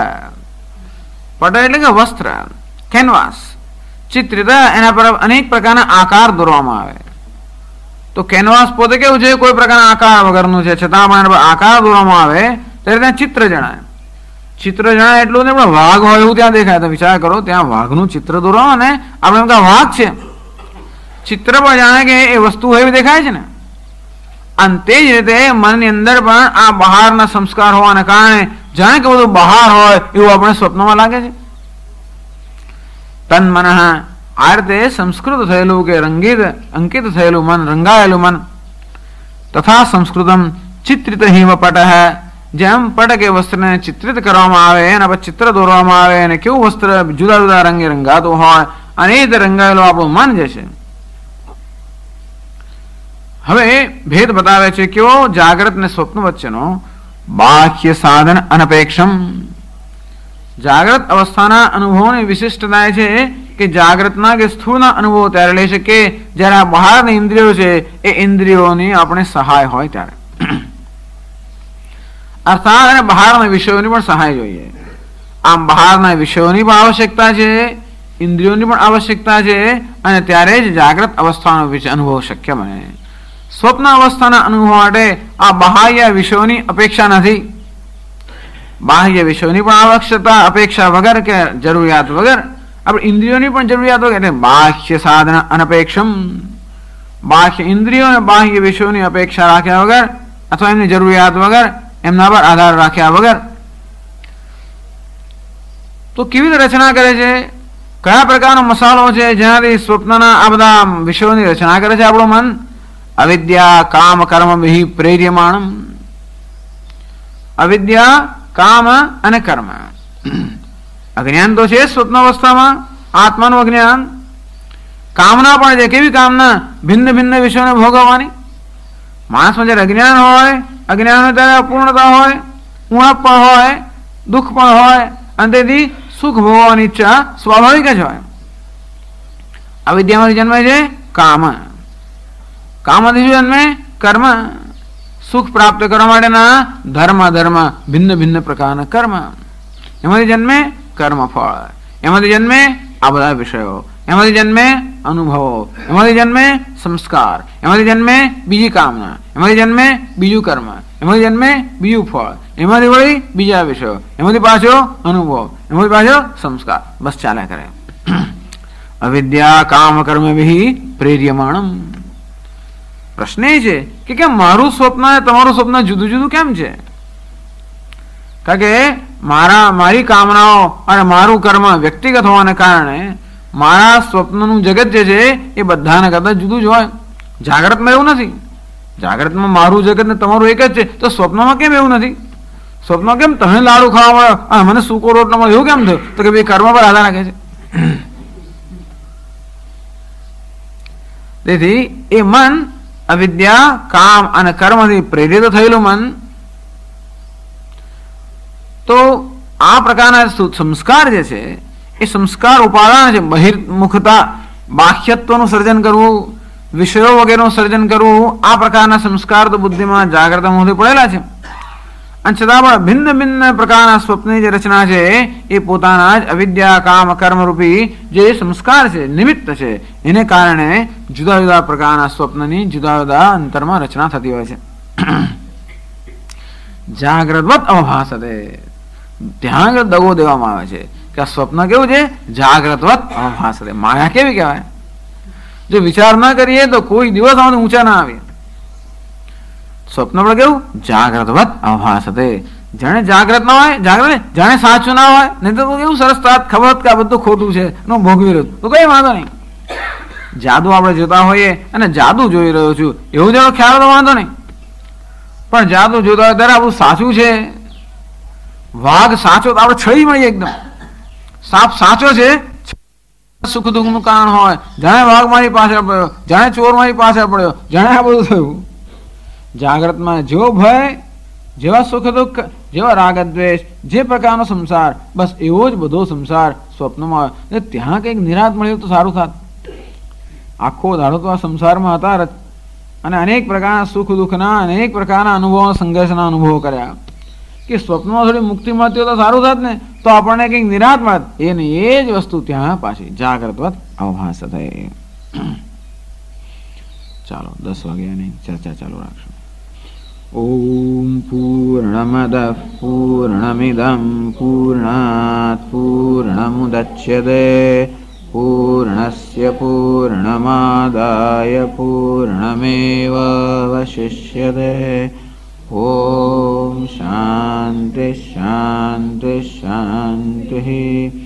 શંકરં શંકરાચાર્યં કેશવં બાદરાયણં સૂત્રભાષ્યકૃતૌ વંદે ભગવन्तૌ પુનઃ પુનઃ. ઈશ્વરો ગુરુરાત્મેતિ મૂર્તિભેદવિભાગિને વ્યોમવદ્વ્યાપ્તદેહાય દક્ષિણામૂર્તયે નમઃ. ઓમ શાંતિ શાંતિ શાંતિ. હરિ ઓમ શ્રી ગુરુભ્યો નમઃ. હરિ ઓમ. પ્રસ્થાનઃ અંતઃપ્રજ્ઞઃ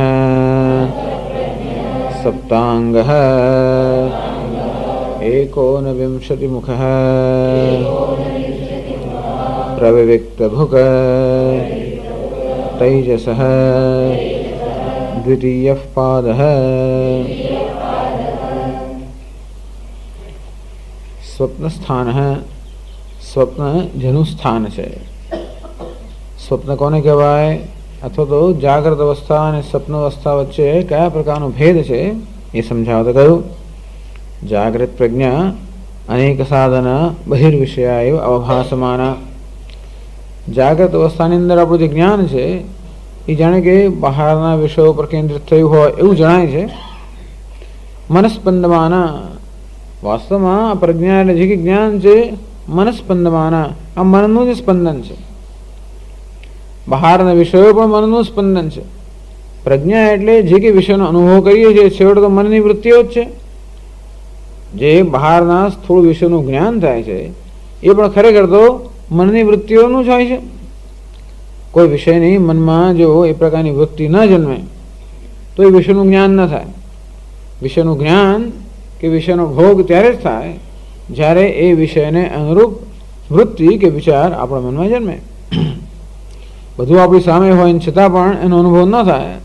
જીવત ના ચાલતી હોય, કંઈક થઈ ગયું હોય, બળી ગઈ હોય અને તો સ્વાદ આવતા ના હોય તો વસ્તુ હોય તો પણ એનો અનુભવ ન થાય. પદાર્થ હોય, શબ્દો હોય છતાં પણ કાન કદાચ કંઈ મુશ્કેલી હોય ન સંભળાતું હોય. એટલે કે ટૂંકમાં જો આપણા મનમાં એ વિષયની વૃત્તિ ઉત્પન્ન ન થાય તો આપણને કોઈ વિષયનો અનુભવ ન થાય. વિષય હોય ને ઇન્દ્રિયમાં કંઈ દોષ હોય, ઇન્દ્રિય હોય ને વિષય ના હોય, વિષયને ઇન્દ્રિય હોય ને મન ના હોય, કોઈ પણ કારણસર જો વૃત્તિનો ઉદ્ભવ ન થાય તો આપણને એ વિષયનો અનુભવ ન થાય. એટલે મનસ્પંદમાના. અને પછી આગળ માંડુક્ય કારિકામાં કહે છે કે વિષયનું પણ શું સ્વરૂપ છે. આપણે જેને જગતના વિષયો કહીએ છીએ એનું સ્વરૂપ પણ શું.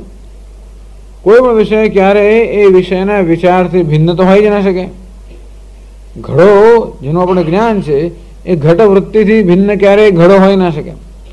ઘડો છે એવું જ્ઞાન ક્યારે થાય? જ્યારે ઘડાનો વિચાર મનમાં જન્મે ત્યારે.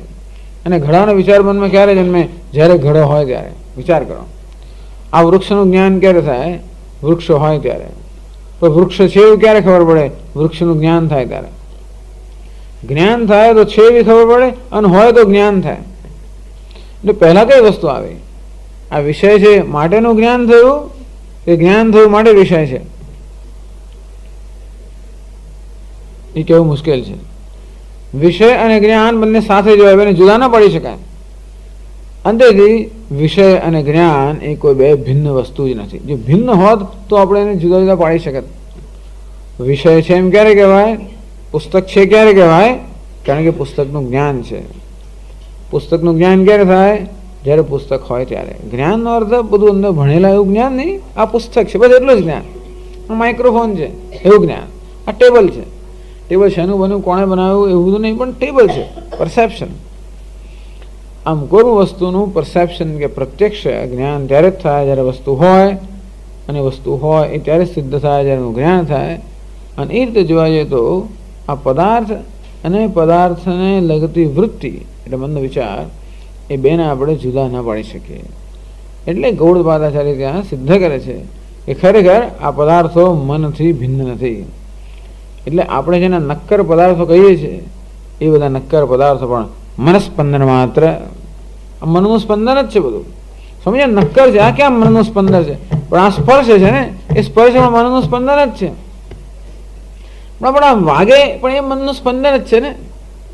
આ બધાનો જે અનુભવ, આવો અનુભવ છે, સ્પર્શનો અનુભવ થયો, શબ્દનો અનુભવ થયો, આ જે ભિન્ન ભિન્ન અનુભવ થાય છે એ ક્યાં થાય છે? મનમાં થાય છે. પણ શરીરમાં વાગે કે મનમાં વાગે હોય મનનો અનુભવ છે? તો કે હા, શરીરમાં વાગતું હોય છતાં જો મનમાં એનો અનુભવ ન થતો હોય વાગતું હોય એને ખબર ના પડે. આપણે ગાઢ નિદ્રામાં હોય ને કદાચ કંઈ થતું હોય શરીરને, મચ્છરો કરતા કેટલું થાય તો ખબર નથી પડતી. ઘણું આપણું લોહી પી જતા હોય સુષુપ્તિની અંદર, અને કેટલાય મચ્છરના આપણે અજાણે માની નાખતા હોય, પણ કંઈ ખબર કેમ નથી પડતી? કારણ કે એ વિષયનું જ્ઞાન હોતું નથી. અને તેથી જે કંઈ અનુભવ થાય છે બધો કયો છે? મનના સ્તર પર હોય છે.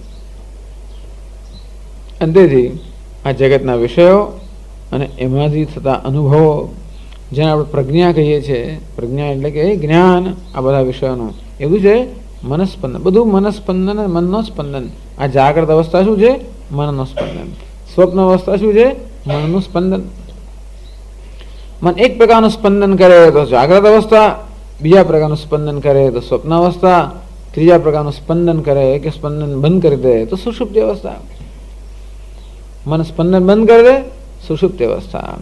અડધું સ્પંદન કરે, સ્વપ્ન અવસ્થા. પૂરેપૂરું સ્પંદન કરે, જાગ્રત અવસ્થા. આટલું જ છે, બીજું કંઈ વધારે નથી. આપણે એમ કે આ જાગતો જગત કેવું છે, નક્કર ને આને, ખાલી મનનું સ્પંદનથી વધારે કંઈ નથી. પણ એવી કંઈક પ્રકારનું સ્પંદન છે કે આપણને એવું જ લાગે કે આ બધું બહાર છે, ત્યાં બધું સાચું છે. આપણો સંસ્કાર છે, મનમાં આ પ્રકારના સંસ્કાર છે કે આ બધું સાચું છે. આ સંસ્કાર લઈને આપણે જન્મ્યા છે. આપણે જગતનો અનુભવ કરીએ ત્યારે બધું સાચું જણાય, એને સત્યતા આપવાના જે છે ને એ સંસ્કાર છે. એ ક્યાંથી ઉત્પન્ન થયા? પૂર્વજન્મમાંથી. અર્થાત માત્ર મનનું સ્પંદન છે એટલું જ નહીં, પણ મનમાં આ પ્રકારના બહિર્મુખતાના સંસ્કાર પણ છે. જે જોઈએ એને સત્યતા આપવી એને સંસ્કાર. આ દેહને અહમ માની લેવો એવો સંસ્કાર છે. કોઈના કયા વગરને જન્મ્યા ત્યારથી જ આ દેહને આપણે આત્મા માની લઈએ, તેના માટે કઈ સ્કૂલમાં જવાની જરૂર પડી? કોઈ કહેવાની જરૂર ના પડી. કેમ? કારણ કે એ પ્રકારના સંસ્કાર આપણી બુદ્ધિમાં હોય જ છે. જો બુદ્ધિમાં કોઈ પ્રકારના સંસ્કાર ન હોય તો આપણું વર્તન જે અમુક પ્રકારનું હોય છે કેમ હોય શકે? અને તેથી બુદ્ધિમાં સંસ્કાર તો છે જ, અને એવા પ્રકારના સંસ્કાર છે કે આ દેહ આત્મા છે. સંસ્કાર ક્યાં છે? બુદ્ધિમાં છે. જગતના વિષયો સત્ય છે. સંસ્કાર ક્યાં છે? બુદ્ધિમાં. જગતના વિષયોમાં સુખ છે, બીજા કશાકમાં દુઃખ છે. આ બધું કોઈ શીખવાડ્યું નથી આપણને. આ બધું તો આપણી બુદ્ધિમાં છે જ. કેમ છે? કારણ કે પૂર્વના સંસ્કાર એમાં છે. એટલે સંસ્કારવાળી બુદ્ધિ આવું સ્પંદન કરતી હોય છે. આ બધું બૌદ્ધ લોકો બહુ સરસ સમજાવતા હોય છે. વિજ્ઞાનનો પ્રવાહ કેવો ચાલતો હોય છે. મનની અંદર જે પ્રકારના સંસ્કાર હોય એ પ્રકારના બધા પેટર્ન્સ, એ પ્રકારની બધી વસ્તુઓ રચાતી જાય. પેટર્ન રચાય છે ને, પણ પેટર્ન બનાવીએ છે વસ્ત્રની અંદર કાપીને, તેમાં પણ પેટર્ન એક પ્રકારની આખી વ્યવસ્થા રચના છે ને, વૃક્ષો અને આકાશ, પૃથ્વી વગેરે. ક્ષણે ક્ષણ પેટર્ન ઉત્પન્ન થાય છે. શેમાંથી? બુદ્ધિમાં. બુદ્ધિ ઉત્પન્ન કરે છે. શેના આધારે? એમાં રહેલા સંસ્કારને આધારે. એટલે બહુ નજીક છે ક્ષણિક વિજ્ઞાન, મનસ્પંદન માત્ર. શંકરાચાર્ય ફટાક કરતું કહી દીધું, આગળ એની ચર્ચાઓ આવશે, પણ એ બધાનું બીજ આમાં જ છે. ગૌડપાદાચાર્ય જે આખું સ્વપ્નની ખૂબ વિગતવાર ચર્ચા કરશે. બીજા અધ્યાય વૈતથ્ય પ્રકરણ છે, વૈતથ્ય પ્રકરણમાં સ્વપ્નની ખૂબ ચર્ચા. એટલે સ્વપ્નની બીજી ચર્ચાઓ નહીં, સ્વપ્નની લોકો જુદી જુદી રીતે ચર્ચા કરતા હોય. શું મને ફલાણું સ્વપ્ન આવ્યું એટલે એનો અર્થ શું થશે, એ પણ એક ચર્ચા હોય. સ્વપ્નમાં જાત જાતની બધા લોકો એમાંથી નિષ્કર્ષ કાઢતા હોય. જ્યોતિષ શાસ્ત્રીઓને સ્વપ્ન કહો તો કંઈક કર્યા તમને કે આ થયું. વૈદ લોકોને કહો કે હોમિયોપેથી વાળાને કહો સ્વપ્ન, તો એ વળી જુદું અંદર તંત્ર કાઢે. એ લોકો તમને પૂછે, હોમિયોપેથી પાસે જાઓ ને તો બધું તમને પૂછે, શું ખાઓ છો, શું પીવો છો, શું વિચારો છો, શું સ્વપ્ન આવે, બધું પૂછે. એ પછી નક્કી કરે. એવું કહે છે કે સ્વપ્ન પણ આયુર્વેદની અંદર પણ કફ, વાત અને પિત્ત એ પરથી એ લોકો નક્કી કરે કે આમાં કયો પ્રકોપ છે, સ્વપ્ન પરથી નક્કી કરી શકે. આમ સ્વપ્ન વાંચવાની પણ એક આમ આખું શાસ્ત્ર છે. એવી બધી ચિંતા વેદાંત નથી કરતું, એ બધી વ્યવહારની ચિંતાઓ છે. વેદાંત તત્વની ચિંતા કરે છે કે આ સ્વપ્નનું તાત્વિકતા કેટલી. અને 4:30 વાગે સ્વપ્ન આપણે સાચું પડશે બરાબર છે. એટલે બધાને આપણે ના નથી કહેતા, પરંતુ એ તાત્વિકતા કેટલી એ પ્રશ્ન આમાં ચર્ચા છે. એટલે જે ગૌડપાદાચાર્ય સ્વપ્નની ચર્ચા, એટલે આપણને એમ કંઈક જાણવા મળશે સ્વપ્ન, કશું એવું જાણવા નહીં મળે કે કયા સ્વપ્નનો શું અર્થ કરવો, એવું આમાં જાણવા નહીં મળે. સ્વપ્ન માત્રનો શું અર્થ કરવો એ જાણવા મળશે. એટલે સ્વપ્નનું કયું તત્વ છે એવી ચર્ચા વૈતથ્ય પ્રકરણમાં કરવામાં આવે છે. કારણ કે સ્વપ્ન મિથ્યા છે એવું આપણે જ્યારે જાગૃત થઈએ ત્યારે આપણને જ્ઞાન થાય છે. કેમ જ્ઞાન થાય છે? કારણ કે બધા પદાર્થો અંદર હોવા છતાં પણ જેને બહાર હોય એમ દેખાય છે. અને સ્વપ્ન વખતે આપણું મન તો એક સૂક્ષ્મ નાડીની અંદર હોય છે એવું કહે છે. અને એમાં આપણે હાથી અને ઘોડા અને પહાડ નદીઓને બધું દેખાતું હોય, જે કોઈ જગ્યાએ સ્થળ જ નથી. આટલા સંકુચિત સ્થાનની અંદર આ પહાડો, નદીઓ વગેરે દેખાવી એ પણ શું છે? સમૃદ્ધત્વેન હેતુના. તો આટલું સંકુચિત જગ્યાની અંદર આ બધું દેખાય છે. એ જ બતાવે છે કે ખરેખર સ્વપ્નમાં જે દેખાય છે એ ત્યાં નથી. અને બધાને ખબર છે કે સ્વપ્ન તો અંદર આપણું મન ત્યારે હોય છે, બહાર નથી હોતું. અને છતાં પદાર્થો જ્યાં બહાર હોય એમ દેખાય છે. એ પછી આપણે કહી શકીએ કે આ સ્વપ્ન કેવું છે? મિથ્યા છે. આમ વિગતવાર સ્વપ્નને મિથ્યાત્વ બતાવે છે. મિથ્યાત્વ જાણીએ છીએ, પણ કેમ મિથ્યાત્વ જે હેતુ બતાવે છે. સ્વપ્ન મિથ્યા છે બધા જાણે છે, એ દ્રષ્ટાંત છે. દ્રષ્ટાંત અર્થાત સર્વસંમત છે કે સ્વપ્ન મિથ્યા છે. તો કઈ વસ્તુને કારણે મિથ્યા છે? એવી જ વસ્તુ જાગ્રતમાં છે કે નહીં? એવું જ જાગ્રતમાં આવે તો સમજો કે જાગ્રત પણ વિશ્વાસ કરો યોગ્ય નથી, એમ કરીને જાગ્રત પણ મિથ્યા છે એવું ત્યાં સિદ્ધ કરે છે. અને તેથી સ્વપ્નની ખૂબ ચર્ચા થઈ છે. અને એના કંઈક એનો ઉલ્લેખ અત્યારે પણ આવે છે આ સ્વપ્નની ચર્ચામાં. જાગ્રત પ્રજ્ઞા અનેક સાધના બહિર્વિષયા એવ અવભાસમાના મનસ્પંદન માત્રા સતી તથાભૂતમ સંસ્કારમ મનસ યાથત્તે.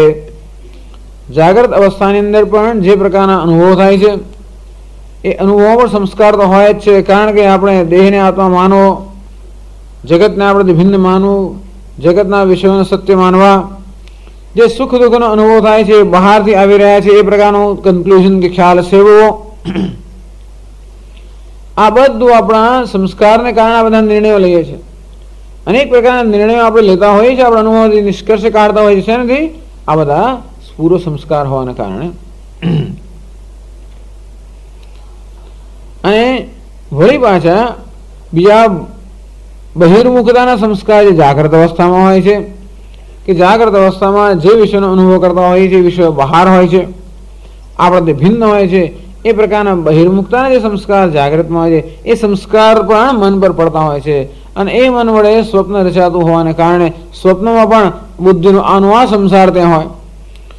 જે રીતે જાગ્રત અવસ્થામાં બુદ્ધિ દેહને આત્મા માની લે છે, જેમ જાગ્રત અવસ્થામાં બુદ્ધિ વિષયોને સુખ દુઃખનું સાધન માને છે, તેમ સ્વપ્નમાં પણ એ જ બુદ્ધિ દેહને આત્મા માની લે કે દેહને સુખ દુઃખનું સાધન માને.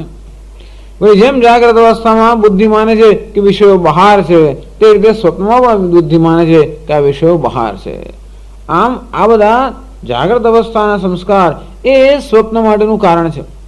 તો જાગ્રત અવસ્થામાં કયા સંસ્કાર છે? આ પ્રકારના બહિર્મુખતાના સંસ્કાર, દેહમાં અહમ ભાવના સંસ્કાર, જગતને સત્યતા આપવાના સંસ્કાર, આ ગ્રાહ્ય ગ્રાહક દ્રષ્ટા દૃશ્ય આ પ્રકારના ભેદ વ્યવહારના સંસ્કાર જે જાગ્રતમાં હોય છે, એ જ પ્રકારના સંસ્કાર સંસ્કૃત થયેલી બુદ્ધિ સ્વપ્નની રચના કરતી હોવાને કારણે સ્વપ્નોમાં પણ એ જ પ્રકારના સંસ્કારનો વ્યવહાર હોય છે, સંસ્કારજન્ય વ્યવહાર હોય છે.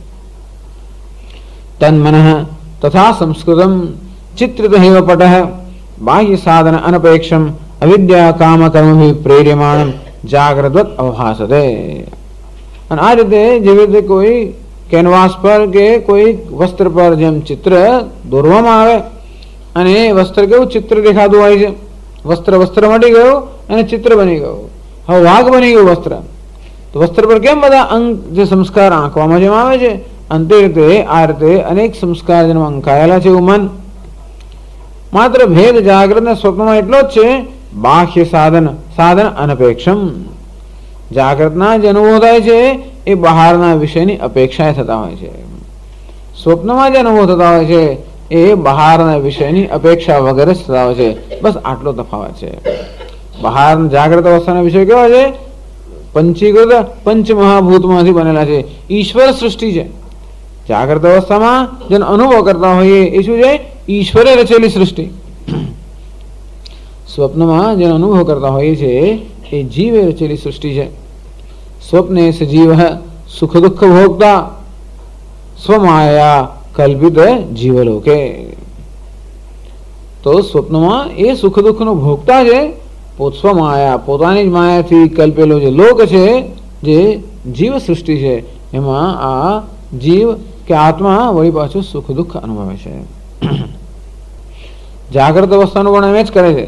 સૈવ માયા પરિમોહિતાત્મા શરીરમાં સ્થાય કરોતિ સર્વમ સ્ત્રીયન્નપાનાદ વિચિત્ર ભોગૈ સૈવ જાગ્રત પરિતુષ્ટિમેતિ. કૈવલ્ય ઉપનિષદમાં જાગ્રત અવસ્થાનું વર્ણન કરે છે.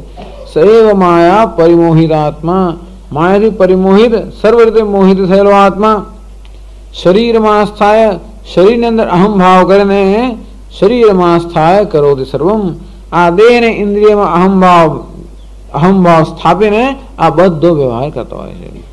સ્ત્રી અન્ન પાનાદિ વિચિત્ર ભોગૈ, સ્ત્રી અન્ન પાન આ પ્રકારના વિચિત્ર વિવિધ પ્રકારના ભોગોથી સૈવ જાગ્રત પરિતૃપ્તિ મેળવી.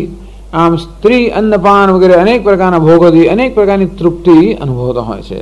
આનું નામ જાગ્રત અવસ્થા, અર્થાત જ્યાં દેહ કે ઇન્દ્રિયમાં અહંભાવ હોય છે અને આ પ્રકારના વિષયોનો ભોગ ભોગવવામાં આવતો હોય. તો હવે આગળ કહે છે શંકરાચાર્યજી કે આ સ્વપ્ન જે છે એ જાગ્રત અવસ્થાની વાસનામાંથી જ ઉત્પન્ન થયેલું છે. એ માટે બૃહદારણ્યક ઉપનિષદ જે છે એનું વાક્ય અહીંયા ભાષ્યકાર જણાવે છે. તથા ચ ઉક્તમ અસ્ય લોકસ્ય સર્વાવતઃ માત્રામ અપાદાય ઇતિ તથા પરે દેવે મનસી એકી ભવતિ ઇતિ પ્રસ્તુત્ય અત્રૈષ દેવઃ સ્વપ્ને મહિમાનમનુભવતે ઇત્યાથર્વણે. તથા ચ ઉક્તમ બૃહદારણ્યક ઉપનિષદમાં આ કહેવાયું છે અસ્ય લોકસ્ય સર્વાવતઃ માત્રામ અપાદાય ઇતિ. અસ્ય લોકસ્ય સર્વાવતઃ, સર્વાવતઃ એ છઠ્ઠી વિભક્તિ છે. સર્વાવાન, સર્વા સાધન સંપત્તિ અસ્મિન અસ્તિ ઇતિ સર્વવાન અથવા સર્વાવાન. જાગ્રત અવસ્થા કેવી છે? સર્વ સાધન સંપત્તિ એટલે સર્વ વિષયો, ઇન્દ્રિયો, દેહ આ બધી સંપત્તિ અર્થાત વિષયોના અનુભવ પ્રાપ્ત કરવા માટે જે કંઈ સામગ્રી જોઈએ એ બધી સામગ્રી જાગ્રત અવસ્થામાં છે. તો આ જે જાગ્રત લોક છે સર્વાવતઃ લોકસ્ય, અસ્ય સર્વાવતઃ લોકસ્ય, આ લોક એટલે જાગ્રત અવસ્થા. એ કેવી જાગ્રત અવસ્થા? જેમાં વિષયોનો અનુભવ પ્રાપ્ત કરવા માટે બધી સાધન સામગ્રી છે એવી જાગ્રત અવસ્થાની માત્રામ અપાદાય, એની એક માત્રા, માત્રા એટલે કે લેશ એટલે કે વાસના. તો આત્મા શું કરે છે? જાગ્રત અવસ્થાનો જે બધો અનુભવ થયો એનો એક લેશ લઈને સ્વપ્નમાં જાય છે. આખી જાગ્રત અવસ્થા સ્વપ્નમાં લઈ નથી જતો, પરંતુ જાગ્રત અવસ્થાનો એક લેશ. કેવો લેશ? તો કે વાસના રૂપી લેશ. જાગ્રત અવસ્થામાં તો આ બધા અનુભવ થયા, એ અનુભવના માટે સંસ્કાર કે વાસના છે, એ વાસના જ એનું ભાસું બાંધી જાય છે. આપણા ઘરમાં ખૂબ બધું ભોજન હોય, રેફ્રિજરેટરમાં બધું, પેન્ટ્રીમાં બધા, એમાંથી જ્યારે આપણે ઓફિસમાં જઈએ ત્યારે લંચ માટે થોડો ડબ્બો લઈને જઈએ. ભલે ઘરમાં મોટો ભાખરીનો ઢગલો હોય બધું, તો એ બધું ના લઈ જઈએ, થોડીક 2-3 લઈ જઈએ. જરા અથાણામાં મોટી બોટલ ભરીએ, પણ થોડુંક અથાણું, થોડું આમ માત્રા આપણે લઈને બહાર જઈએ. તે રીતે આ આત્મા પણ, જીવાત્મા જાગ્રત અવસ્થામાં તો ખૂબ બધી સાધન સામગ્રી હોય છે, એમાંથી થોડુંક અંશ જે છે એ લઈને પોતાની સાથે લઈને સ્વપ્નમાં જાય છે. કેવો અંશ? માત્ર અથાણા જેટલું, થોડુંક ચટણી, વાસના રૂપી. આ બધા અનુભવથી જે થોડી વાસના હોય, એ વાસના રૂપી જે અંશ છે, એટલે સંસ્કાર રૂપી અંશ છે, એ લઈને આ આત્મા સ્વપ્ન અવસ્થામાં જાય છે. સ્વપિતિ વાસના પ્રધાનમ સ્વપ્નમ અનુભવતી, પછી સ્વપ્નનો અનુભવ કરે છે. એ વાસનામાંથી ઉત્પન્ન થયેલા સ્વપ્નનો અનુભવ કરે છે. ટૂંકમાં સ્વપ્નનું જે સર્જન થયું એ શામાંથી થયું? વાસનામાંથી. કઈ વાસનામાંથી? જે વાસના જાગ્રત અવસ્થાના અનુભવ દરમિયાન ગ્રહણ કરેલી હતી તે. પછી પ્રશ્નોપનિષદ તો એ પ્રશ્નોપનિષદની પણ વાત કરે છે એ જ વિષયમાં, કે કહે છે કે આ સ્વપ્નનો અનુભવ કોણ કરે છે? આત્મા તો સ્વપ્નનો માત્ર સાક્ષી જ છે, પણ આ સ્વપ્નની રચના કરનાર કોણ? તો કે મન. અને એ વસ્તુ કઈ? આથર્વણ એટલે કે પ્રશ્નોપનિષદમાં તથા પરે દેવે મનસી એકી ભવતી. જેમ સૂર્ય અસ્ત થાય ત્યારે પોતાના બધા કિરણોને સંકેલી લે, તેવી જ રીતે જ્યારે આપણે નિદ્રામાં જઈએ ત્યારે ઇન્દ્રિયો માટે બહાર જતા મનના બધા કિરણોને સંકેલી લેવામાં આવે છે. જેમ બધા પક્ષીઓ સાંજ પડે અને પોતપોતાના માળામાં જાય, તેવી જ રીતે રાત પડે ત્યારે ઇન્દ્રિયોના બધા કિરણો જઈને પોતપોતાના સ્થાનમાં ગોઠવાઈ જાય છે. એનું નામ નિદ્રા અવસ્થા. પરે દેવે મનસી એકી ભવતી. આ બધી ઇન્દ્રિયો અને બધી પ્રવૃત્તિઓ, આ દેવ જે સૌથી પરમ દેવ છે, આ ઇન્દ્રિયોને પણ દેવતા કહેવામાં આવે છે, કારણ કે ઇન્દ્રિયો પોતપોતાના વિષયોને પ્રકાશિત કરે છે. પણ મનને પરમ દેવતા કહેવામાં આવે છે, કારણ કે બધી ઇન્દ્રિયોની પાછળ મન હોય છે, અને વળી ઇન્દ્રિયોને પણ પ્રકાશિત કરનાર મન હોવાને કારણે એ પ્રશ્નોપનિષદમાં મનને પરદેવતા, ઉત્કૃષ્ટ દેવતા કહે છે. એની અંદર આ બધી ઇન્દ્રિયો, આ બધી વૃત્તિઓ એકી ભવતી, બધું એક બની જાય છે. અર્થાત ઇન્દ્રિયો બધી સંકેલાઈને મનની અંદર ભળી જાય છે, ત્યારે જ આપણે ઊંઘ આવે. એની પ્રસ્તુત્ય આ પ્રકારે જે ઊંઘવાની અવસ્થા છે, નિદ્રા અવસ્થા, એનું એટલે આ પ્રમાણે વર્ણન કરે સ્વપ્ન અવસ્થાનું. અત્ર એષ દેવ સ્વપ્ને મહિમાનમ અનુભવતી. અત્ર એષ દેવ, અત્ર એટલે કે સ્વપ્ન અવસ્થાની અંદર એષ દેવ, આ દેવ જે છે એ સ્વપ્ને મહિમાનમ અનુભવતી. એને કેમ દેવ કહે છે? દ્યોતનાત્મકત્વાત તન મનો જ્યોતિ જ્યોતિ શબ્દાત તસ્મિન એકી ભવતી. તો આ મન પોતે પણ કેવું છે? દેવ છે, કહ્યું તે પ્રમાણે, કારણ કે સર્વને પ્રકાશિત કરે છે, દ્યોતનાત્મકાત. અને દેવ સ્વપ્ને મહિમાનમ અનુભવતી, ખૂબ મહિમાનો અનુભવ કરે છે. સ્વપ્નની અંદર આ દેવનો અર્થ મન પણ થાય અને આત્મા પણ થાય. સ્વપ્નની અંદર આ આત્માદેવ આ મહિમાનો અનુભવ કરે છે. કેવો મહિમા છે જો તો ખરા, કેવો ચમત્કાર છે સ્વપ્નની અંદર. કે એક જ મન બધું જ બની ગયું. શું બની ગયું? દૃશ્ય, દ્રષ્ટા, દર્શન, આ બધું દ્વૈત ઉત્પન્ન છે એક જ મનમાં. આ મહિમા છે ને. જે અકર્તા છે કર્તા બની ગયો, ભોગતા બની ગયો આત્મા, અને વિષયો પણ બધા બની ગયા. આમ દૃશ્ય, દ્રષ્ટા, દર્શન, આ બધા પ્રકારનો જે મહિમા, આવું સર્જન, કેવું સુંદર સર્જન છે ને. ભગવાને આ જગતનું સર્જન કર્યું, તો સ્વપ્નમાં આપણે પણ સર્જન કરીએ છીએ. અને તેથી આ બધા સર્જનની મહિમા ક્યાં છે? મનમાં. મનમાં આવી સર્જન શક્તિ છે. અત્ર એષ દેવઃ સ્વપ્ને મહિમાનમ અનુભવતી. આ આત્મદેવતા સ્વપ્નમાં આ બધા મહિમાનો અનુભવ કરે છે. સ્વપ્ને દ્રષ્ટા તત્પ્રધાન ભવતી સ્વપ્નમ પ્રકૃત્ય અત્ર સ્વપ્ને સ્વપ્રકાશો દ્રષ્ટા મહિમાનમ મનસઃ વિભૂતિમ જ્ઞાન જ્ઞેય પરિણામ લક્ષણામ સાક્ષાત કરોતી. આ મનની વિભૂતિ છે. મન તો વિચાર કરો, એ પોતે જ જ્ઞાતા બની જાય, પોતે જ જ્ઞેય બની જાય, પોતે જ જ્ઞાન બની જાય. સ્વપ્નમાં મને દ્રષ્ટા બની જાય, દૃશ્ય બની જાય, દર્શન બની જાય. આ બધી ત્રિપુટી સ્વપ્નમાં જ અનુભવાય છે. એ ક્યાંથી ઉત્પન્ન થઈ? મન જ આ બધું બની જતી હોય છે. મનનો મહિમા છે એ આ આત્મદેવ ત્યારે એનું મહિમાનો અનુભવ કરે છે. એટલે આથર્મણે કહેવાનો ભાવ થાય છે કે આ સમગ્ર સ્વપ્નની રચના ક્યાંથી થઈ છે? મનમાંથી જ થઈ છે. એનો હેતુ છે. મનમાં સંસ્કાર તો પછી ઘણા બધા હોય. સ્વપ્નની ચર્ચાનો અમુક બહુ હેતુ નથી, પણ સ્વપ્નમાં ઘણા એવા બધા અનુભવ થતા હોય. સ્વામી, તમે કહો છો કે જાગ્રતમાં અનુભવ થયા હોય એવું સ્વપ્નમાં દેખાય. અમને તો એવું વિચિત્ર દેખાય છે, કોઈ અનુભવ જ ના કર્યો હોય. મન તો એવું ફળદ્રુપ હોય છે, કઈ કઈ વસ્તુ દેખાય છે સ્વપ્નમાં, કોઈ દાડો અનુભવી ના હોય. એટલે પછી દૃષ્ટમ છે, અદૃષ્ટમ છે, શ્રુતમ છે, અશ્રુતમ છે, પ્રશ્નો પરિસ્થિતિમાં કહે છે. જોયેલું નહીં જોયેલું, સાંભળેલું નહીં સાંભળેલું, અનુભવેલું નહીં અનુભવેલું, બધું સ્વપ્નમાં દેખાય. હવે નહીં અનુભવેલું ક્યાંથી દેખાય? નહીં અનુભવેલું એટલે આ જીવનમાં ન અનુભવેલું પણ પૂર્વ જન્મમાં અનુભવેલું. આ જીવનમાં નહીં જોયેલું, પૂર્વ જીવનમાં જોયેલું, એવું માની લઈએ આપણે.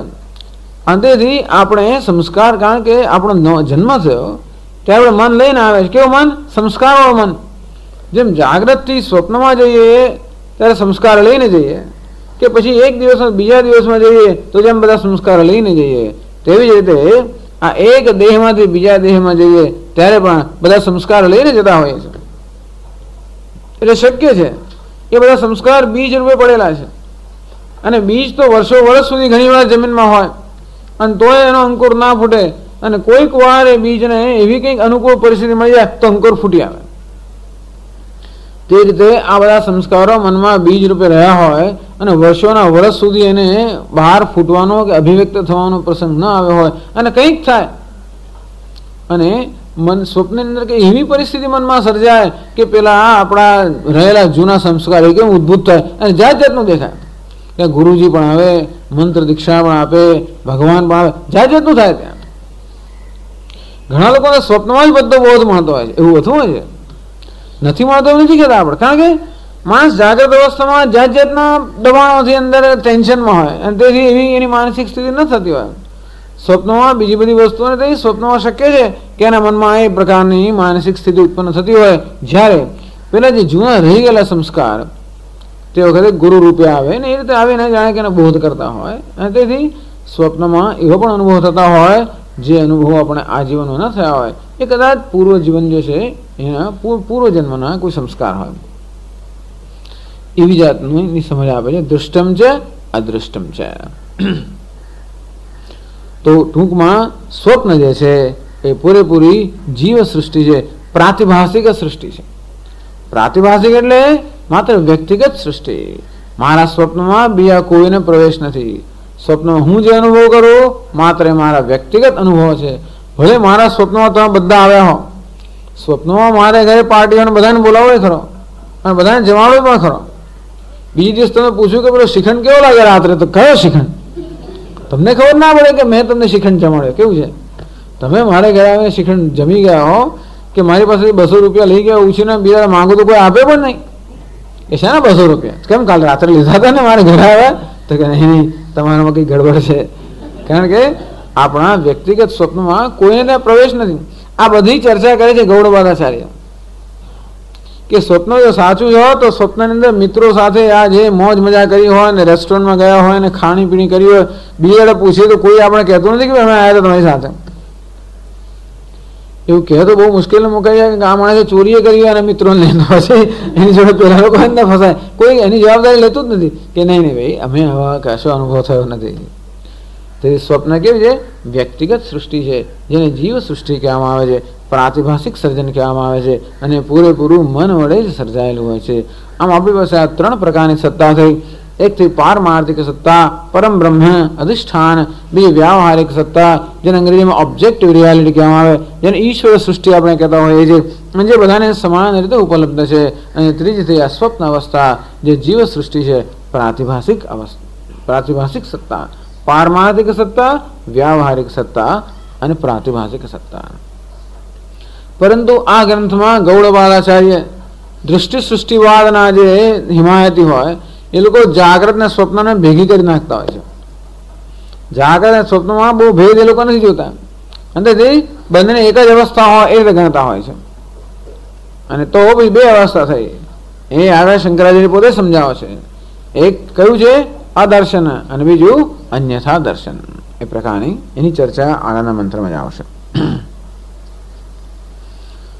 તો સ્વપ્ન સ્થાન આટલું સમજાવ્યું, સ્વપ્ન સ્થાન. અને પછી આગળ તો છે અંતઃપ્રજ્ઞ સપ્તાંગ અંતઃપ્રજ્ઞ. બીજું આ જે દ્વિતીય પાઠ તૈજસ છે એનું બીજું વિશેષણ કયું છે અંતઃપ્રજ્ઞ. એ સમજાવે છે શંકરાચાર્યજી. ઇન્દ્રિય અપેક્ષયા અંતસ્થત્વાत् મનસઃ તદ્વાસના રૂપા ચ સ્વપ્ને પ્રજ્ઞા યસ્ય ઇતિ અંતઃપ્રજ્ઞઃ.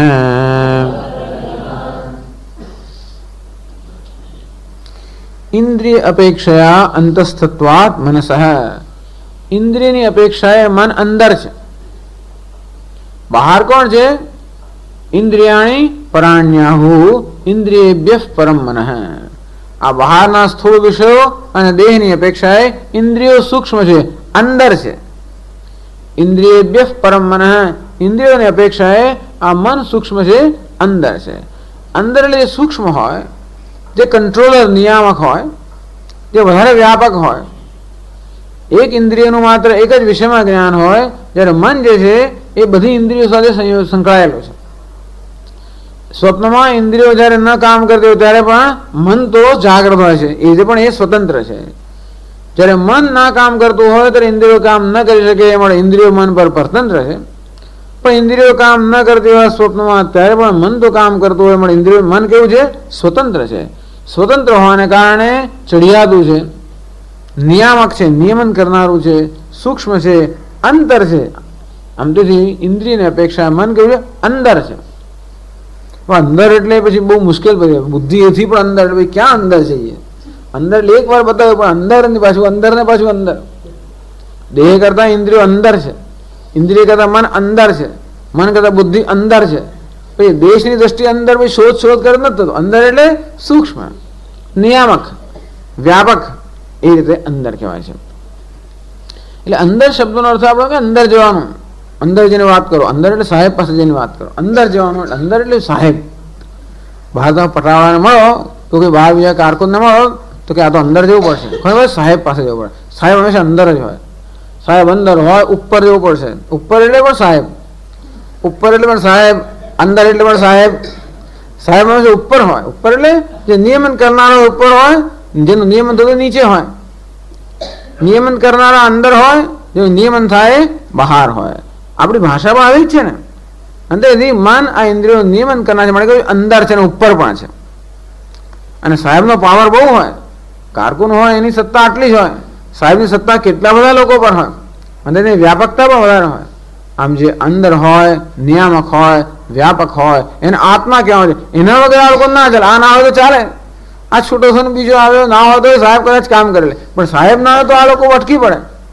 અને તેથી આ બધા મસ્થાની સર્વભૂતાની નચાહમ તેષુ અવસ્થિત. આ બધા મારામાં છે, હું એમનામાં નથી. આ બધા મારા પર આધારિત છે, હું એમ પર આધારિત નથી.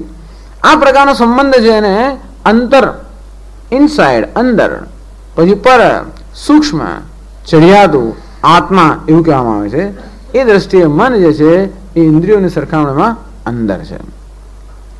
ઇન્દ્રિય અપેક્ષા અંતસ્થત્વાत् મનસઃ તદ વાસનારૂપા ચ સ્વપ્ને પ્રજ્ઞા યસ્ય. તો તદ વાસનારૂપા છે આ મન અને મનમાં રહેલી વાસનાઓ, એ જ સ્વપ્નની પ્રજ્ઞા છે. સ્વપ્નમાં જે કે જ્ઞાન છે એ મન અને મનમાં રહેલી વાસનાઓનું જ જ્ઞાન છે. ઇતિ અંતઃપ્રજ્ઞ. તો આ પ્રકારનું જ્ઞાન ધરાવતો જે આ તૈજસ છે એને અંતઃપ્રજ્ઞ કહેવામાં આવે છે. અંદરની બાજુની પ્રજ્ઞા છે એને કહેવામાં છે અંતઃપ્રજ્ઞ. બાહ્યાની ઇન્દ્રિયાની અપેક્ષા મનસ અંતસ્થત્વાત તત્પરિણામત્વાત ચ સ્વપ્ન પ્રજ્ઞાયાઃ તદ્વાન અંતઃપ્રજ્ઞ યુજ્યતે. બરાબર છે. પછી આગળ સમજાવે છે એને તૈજસ કહે છે. કેવી રીતે કહે છે શંકરાચાર્ય આગળ? વિષય શૂન્યાયામ પ્રજ્ઞાયામ કેવલ પ્રકાશ સ્વરૂપાયામ વિષયત્વેન ભવતિ ઇતિ તૈજસઃ. તો આત્મા જે સ્વપ્નનો અનુભવ કરી રહ્યો છે એને કહેવામાં છે તૈજસ. તેજસ એટલે તેજનો જે વિકાર કે તેજ સ્વરૂપ છે એને કહેવામાં છે તૈજસ. વિષય શૂન્યાયામ પ્રજ્ઞાયામ. તો સ્વપ્નની અંદર જે પ્રજ્ઞા કે જે જ્ઞાન બધું હોય છે એમાં કોઈ વિષય હોતો નથી. જાગ્રત અવસ્થામાં આપણે જે જ્ઞાન હોય છે એ જ્ઞાનના વિષયો હોય છે આપણા કરતા ભિન્ન. સ્વપ્નમાં પણ વિષયનું જ્ઞાન હોય છે પણ એ વિષય આપણા કરતા ભિન્ન હોતા નથી. ખરેખર વિષય ન હોવા છતાં પણ જાણે કે વિષયનું જ્ઞાન છે. એટલે સ્વપ્નની જે પ્રજ્ઞા કે સ્વપ્નનું જે જ્ઞાન છે વિષય શૂન્યાયામ પ્રજ્ઞાયામ. સ્વપ્નની પ્રજ્ઞા કેવી છે? વિષય શૂન્ય, વિષય વગરની છે. એ વિષયો ત્યાં કેવા છે? માત્ર વાસનામાંથી કે કલ્પનાઓથી ઉત્પન્ન થયેલા છે. અને તેથી વિષય શૂન્યાયામ પ્રજ્ઞાયામ. સ્વપ્નની પ્રજ્ઞા કેવી છે? વિષય શૂન્ય. કેવલ પ્રકાશ સ્વરૂપાયામ. સ્વપ્નનું સમગ્ર જગત કેવું છે? માત્ર મનથી ઉત્પન્ન થયેલું. કેવલ પ્રકાશ સ્વરૂપાયામ. મન કેવું છે? પ્રકાશમય છે. કારણ કે મન હંમેશા એના વિષયોને પ્રકાશિત કરતું હોવાને કારણે મનને કેવું કહેવામાં છે? પ્રકાશમય. એટલે સ્વપ્નનું જગત પણ કેવું છે? પ્રકાશમય. સ્વેન જ્યોતિષા. અને આત્માની પોતાની જ્યોતિથી જ પ્રકાશિત થતું આ મન કેવું છે? પ્રકાશમય છે. આ સ્વપ્ન કેવલ પ્રકાશ રૂપાયામ વિષયત્વેન ભવતી. આવું જે સ્વપ્ન જગત છે એ માત્ર મનની સૃષ્ટિ છે. અને મન પોતે કેવું છે? પ્રકાશ રૂપ છે. એવી પ્રકાશ રૂપ મનની જે સૃષ્ટિ સ્વપ્ન છે એ સ્વપ્નનો વિષય, એ સ્વપ્નનો જ્ઞાતા કે સ્વપ્નનો દ્રષ્ટા હોવાના કારણે આત્માને ત્યારે તૈજસ કહેવામાં આવે છે. કારણ કે સમગ્ર સ્વપ્ન જગત તેજ રૂપ છે. જાગ્રત જગત જે છે એ તો સ્થૂળ વિષયોનું બનેલું છે. સ્વપ્નના જગતમાં કોઈ સ્થૂળતા નથી. સ્વપ્ન જગત કેવું છે? સૂક્ષ્મ છે, મનનું બનેલું. મન કેવું છે? તેજસ્વી. અને તેથી સમગ્ર સ્વપ્ન જગત કેવું છે? તેજોમય છે. એ તેજના ભિન્ન ભિન્ન આકારો છે. સ્વપ્નમાં જે માણસો, પશુ, પક્ષીઓ બધું દેખાય એ બધા તેજના ભિન્ન ભિન્ન આકારો છે. અને તેથી એ તેજોમય જગત છે. એ તેજોમય જગતનો દ્રષ્ટા હોવાના કારણે આત્માને સ્વપ્ન અવસ્થામાં તૈજસ કહેવામાં આવે છે. સ્થૂલો વિષયો યસ્યામ વાસનામયામ ન જ્ઞાયતે તસ્યામ વિષય સંસ્પર્શનંતરેણ પ્રકાશ માત્રતયા સ્થિતાયામ આશ્રયત્વેન ભવતિ ઇતિ સ્વપ્ન દ્રષ્ટા તૈજસો વિવક્ષિતઃ. આ સમગ્ર સ્વપ્ન જગત જે આવી તેજ રૂપ છે એનો આશ્રય હોવાને કારણે આત્માને સ્વપ્ન અવસ્થામાં તૈજસ કહેવામાં આવે છે. તેજસ શબ્દેન યથોક્ત વાસનામય્યાયાઃ પ્રજ્ઞાયાઃ નિર્દેશાદિત્યર્થ. તૈજસ એટલે તેજોમય. તેજ એટલે કયું? બુદ્ધિ. કઈ બુદ્ધિ? આ વાસનાવાળી જે બુદ્ધિ છે એ બુદ્ધિનો જે આશ્રય હોવાને કારણે ત્યારે આત્માને તૈજસ કહેવામાં આવે છે. તૈજસ. પછી આગળ સમજાવે છે પ્રવિવિક્ત ભુક્ત. પ્રવિવિક્ત એટલે જે પ્રવિવિક્ત ભિન્ન, જુદું, જુદા પ્રકારના વિષયનો ભોગ ત્યાં સ્વપ્નમાં કરે છે આત્મા. એને પ્રવિવિક્ત ભૂખ કહે છે. આગળ સમજાવે છે વિશ્વસ્ય સવિષયત્વેન પ્રજ્ઞાયાઃ સ્થૂલાયાઃ ભોજ્યત્વમ ઇહ પુનઃ કેવલા વાસના માત્ર પ્રજ્ઞા ભોજ્ય ઇતિ પ્રવિવિક્તો ભોગઃ ઇતિ समानमन्यत द्वितीयः पादः तैजसः विश्वस्य सविषयत्वेन प्रज्ञायाः स्थूलायाः भोज्यत्वम. विश्व એટલે જાગૃત પુરુષ. વિશ્વ એટલે વૈશ્વાનર કે જાગૃત પુરુષ છે, અર્થાત જાગૃત અવસ્થાનો અનુભવ કરનાર આત્મા કે જાગૃત અવસ્થામાં અહમ ભાવ ધરાવનાર આત્માને કહેવાય છે વિશ્વ. વિશ્વસ્ય સવિષયત્વેન, જાગૃત અવસ્થાની અંદર આ ભિન્ન ભિન્ન વિષયો હોય છે અને એ જાગૃત અવસ્થામાં જે પ્રજ્ઞા કે જ્ઞાન આપણે થતું હોય એ જ્ઞાન સવિષય અર્થાત વિષયો વાળું હોય છે. સવિષયત્વેન પ્રજ્ઞાયાઃ સ્થૂલાયાઃ, અને તેથી જાગૃત અવસ્થાની જે પ્રજ્ઞા છે એને સ્થૂળ કહેવામાં આવે છે, કારણ કે એમાં સ્થૂળ વિષયો રહેલા છે. જાગૃત અવસ્થાની પ્રજ્ઞા સ્થૂળ વિષયો પર કેન્દ્રિત થઈ હોવાને કારણે જાગૃત પ્રજ્ઞાને સ્થૂળ કહેવામાં આવે છે. સ્વપ્નનું જે જ્ઞાન કે પ્રજ્ઞા છે એ સ્થૂળ વિષયમાં કેન્દ્રિત થઈ નથી, એ સૂક્ષ્મ વિષયમાં કેન્દ્રિત થઈ હોવાને કારણે એને સૂક્ષ્મ કહેવામાં આવે છે. બસ આમ તો જ્ઞાન સરખું જ છે, સ્વપ્ન અને જાગૃતના જ્ઞાનમાં કઈ ભેદ નથી. ત્યાં માણસો દેખાય, પશુ પક્ષીઓ બધું દેખાય, ત્યાં ગઈ ત્યારે આ ઘણી વાર તકલીફ થાય આપણને. ઘણી વાર આ શું છે એમ ચૂંટલી ખાવી પડે આપણે કે આ જાગીએ છીએ કે ઊંઘીએ છીએ. સ્વપ્ન એવું આમ દેખાય આપણને, અથવા ઘણી જાગૃત એવું દેખાય કે આપણે માની ના શકીએ તો જાગું છે કે ઊંઘું છું. તો સ્વપ્ન અવસ્થામાં પણ આવા જ અનુભવ થતા હોય.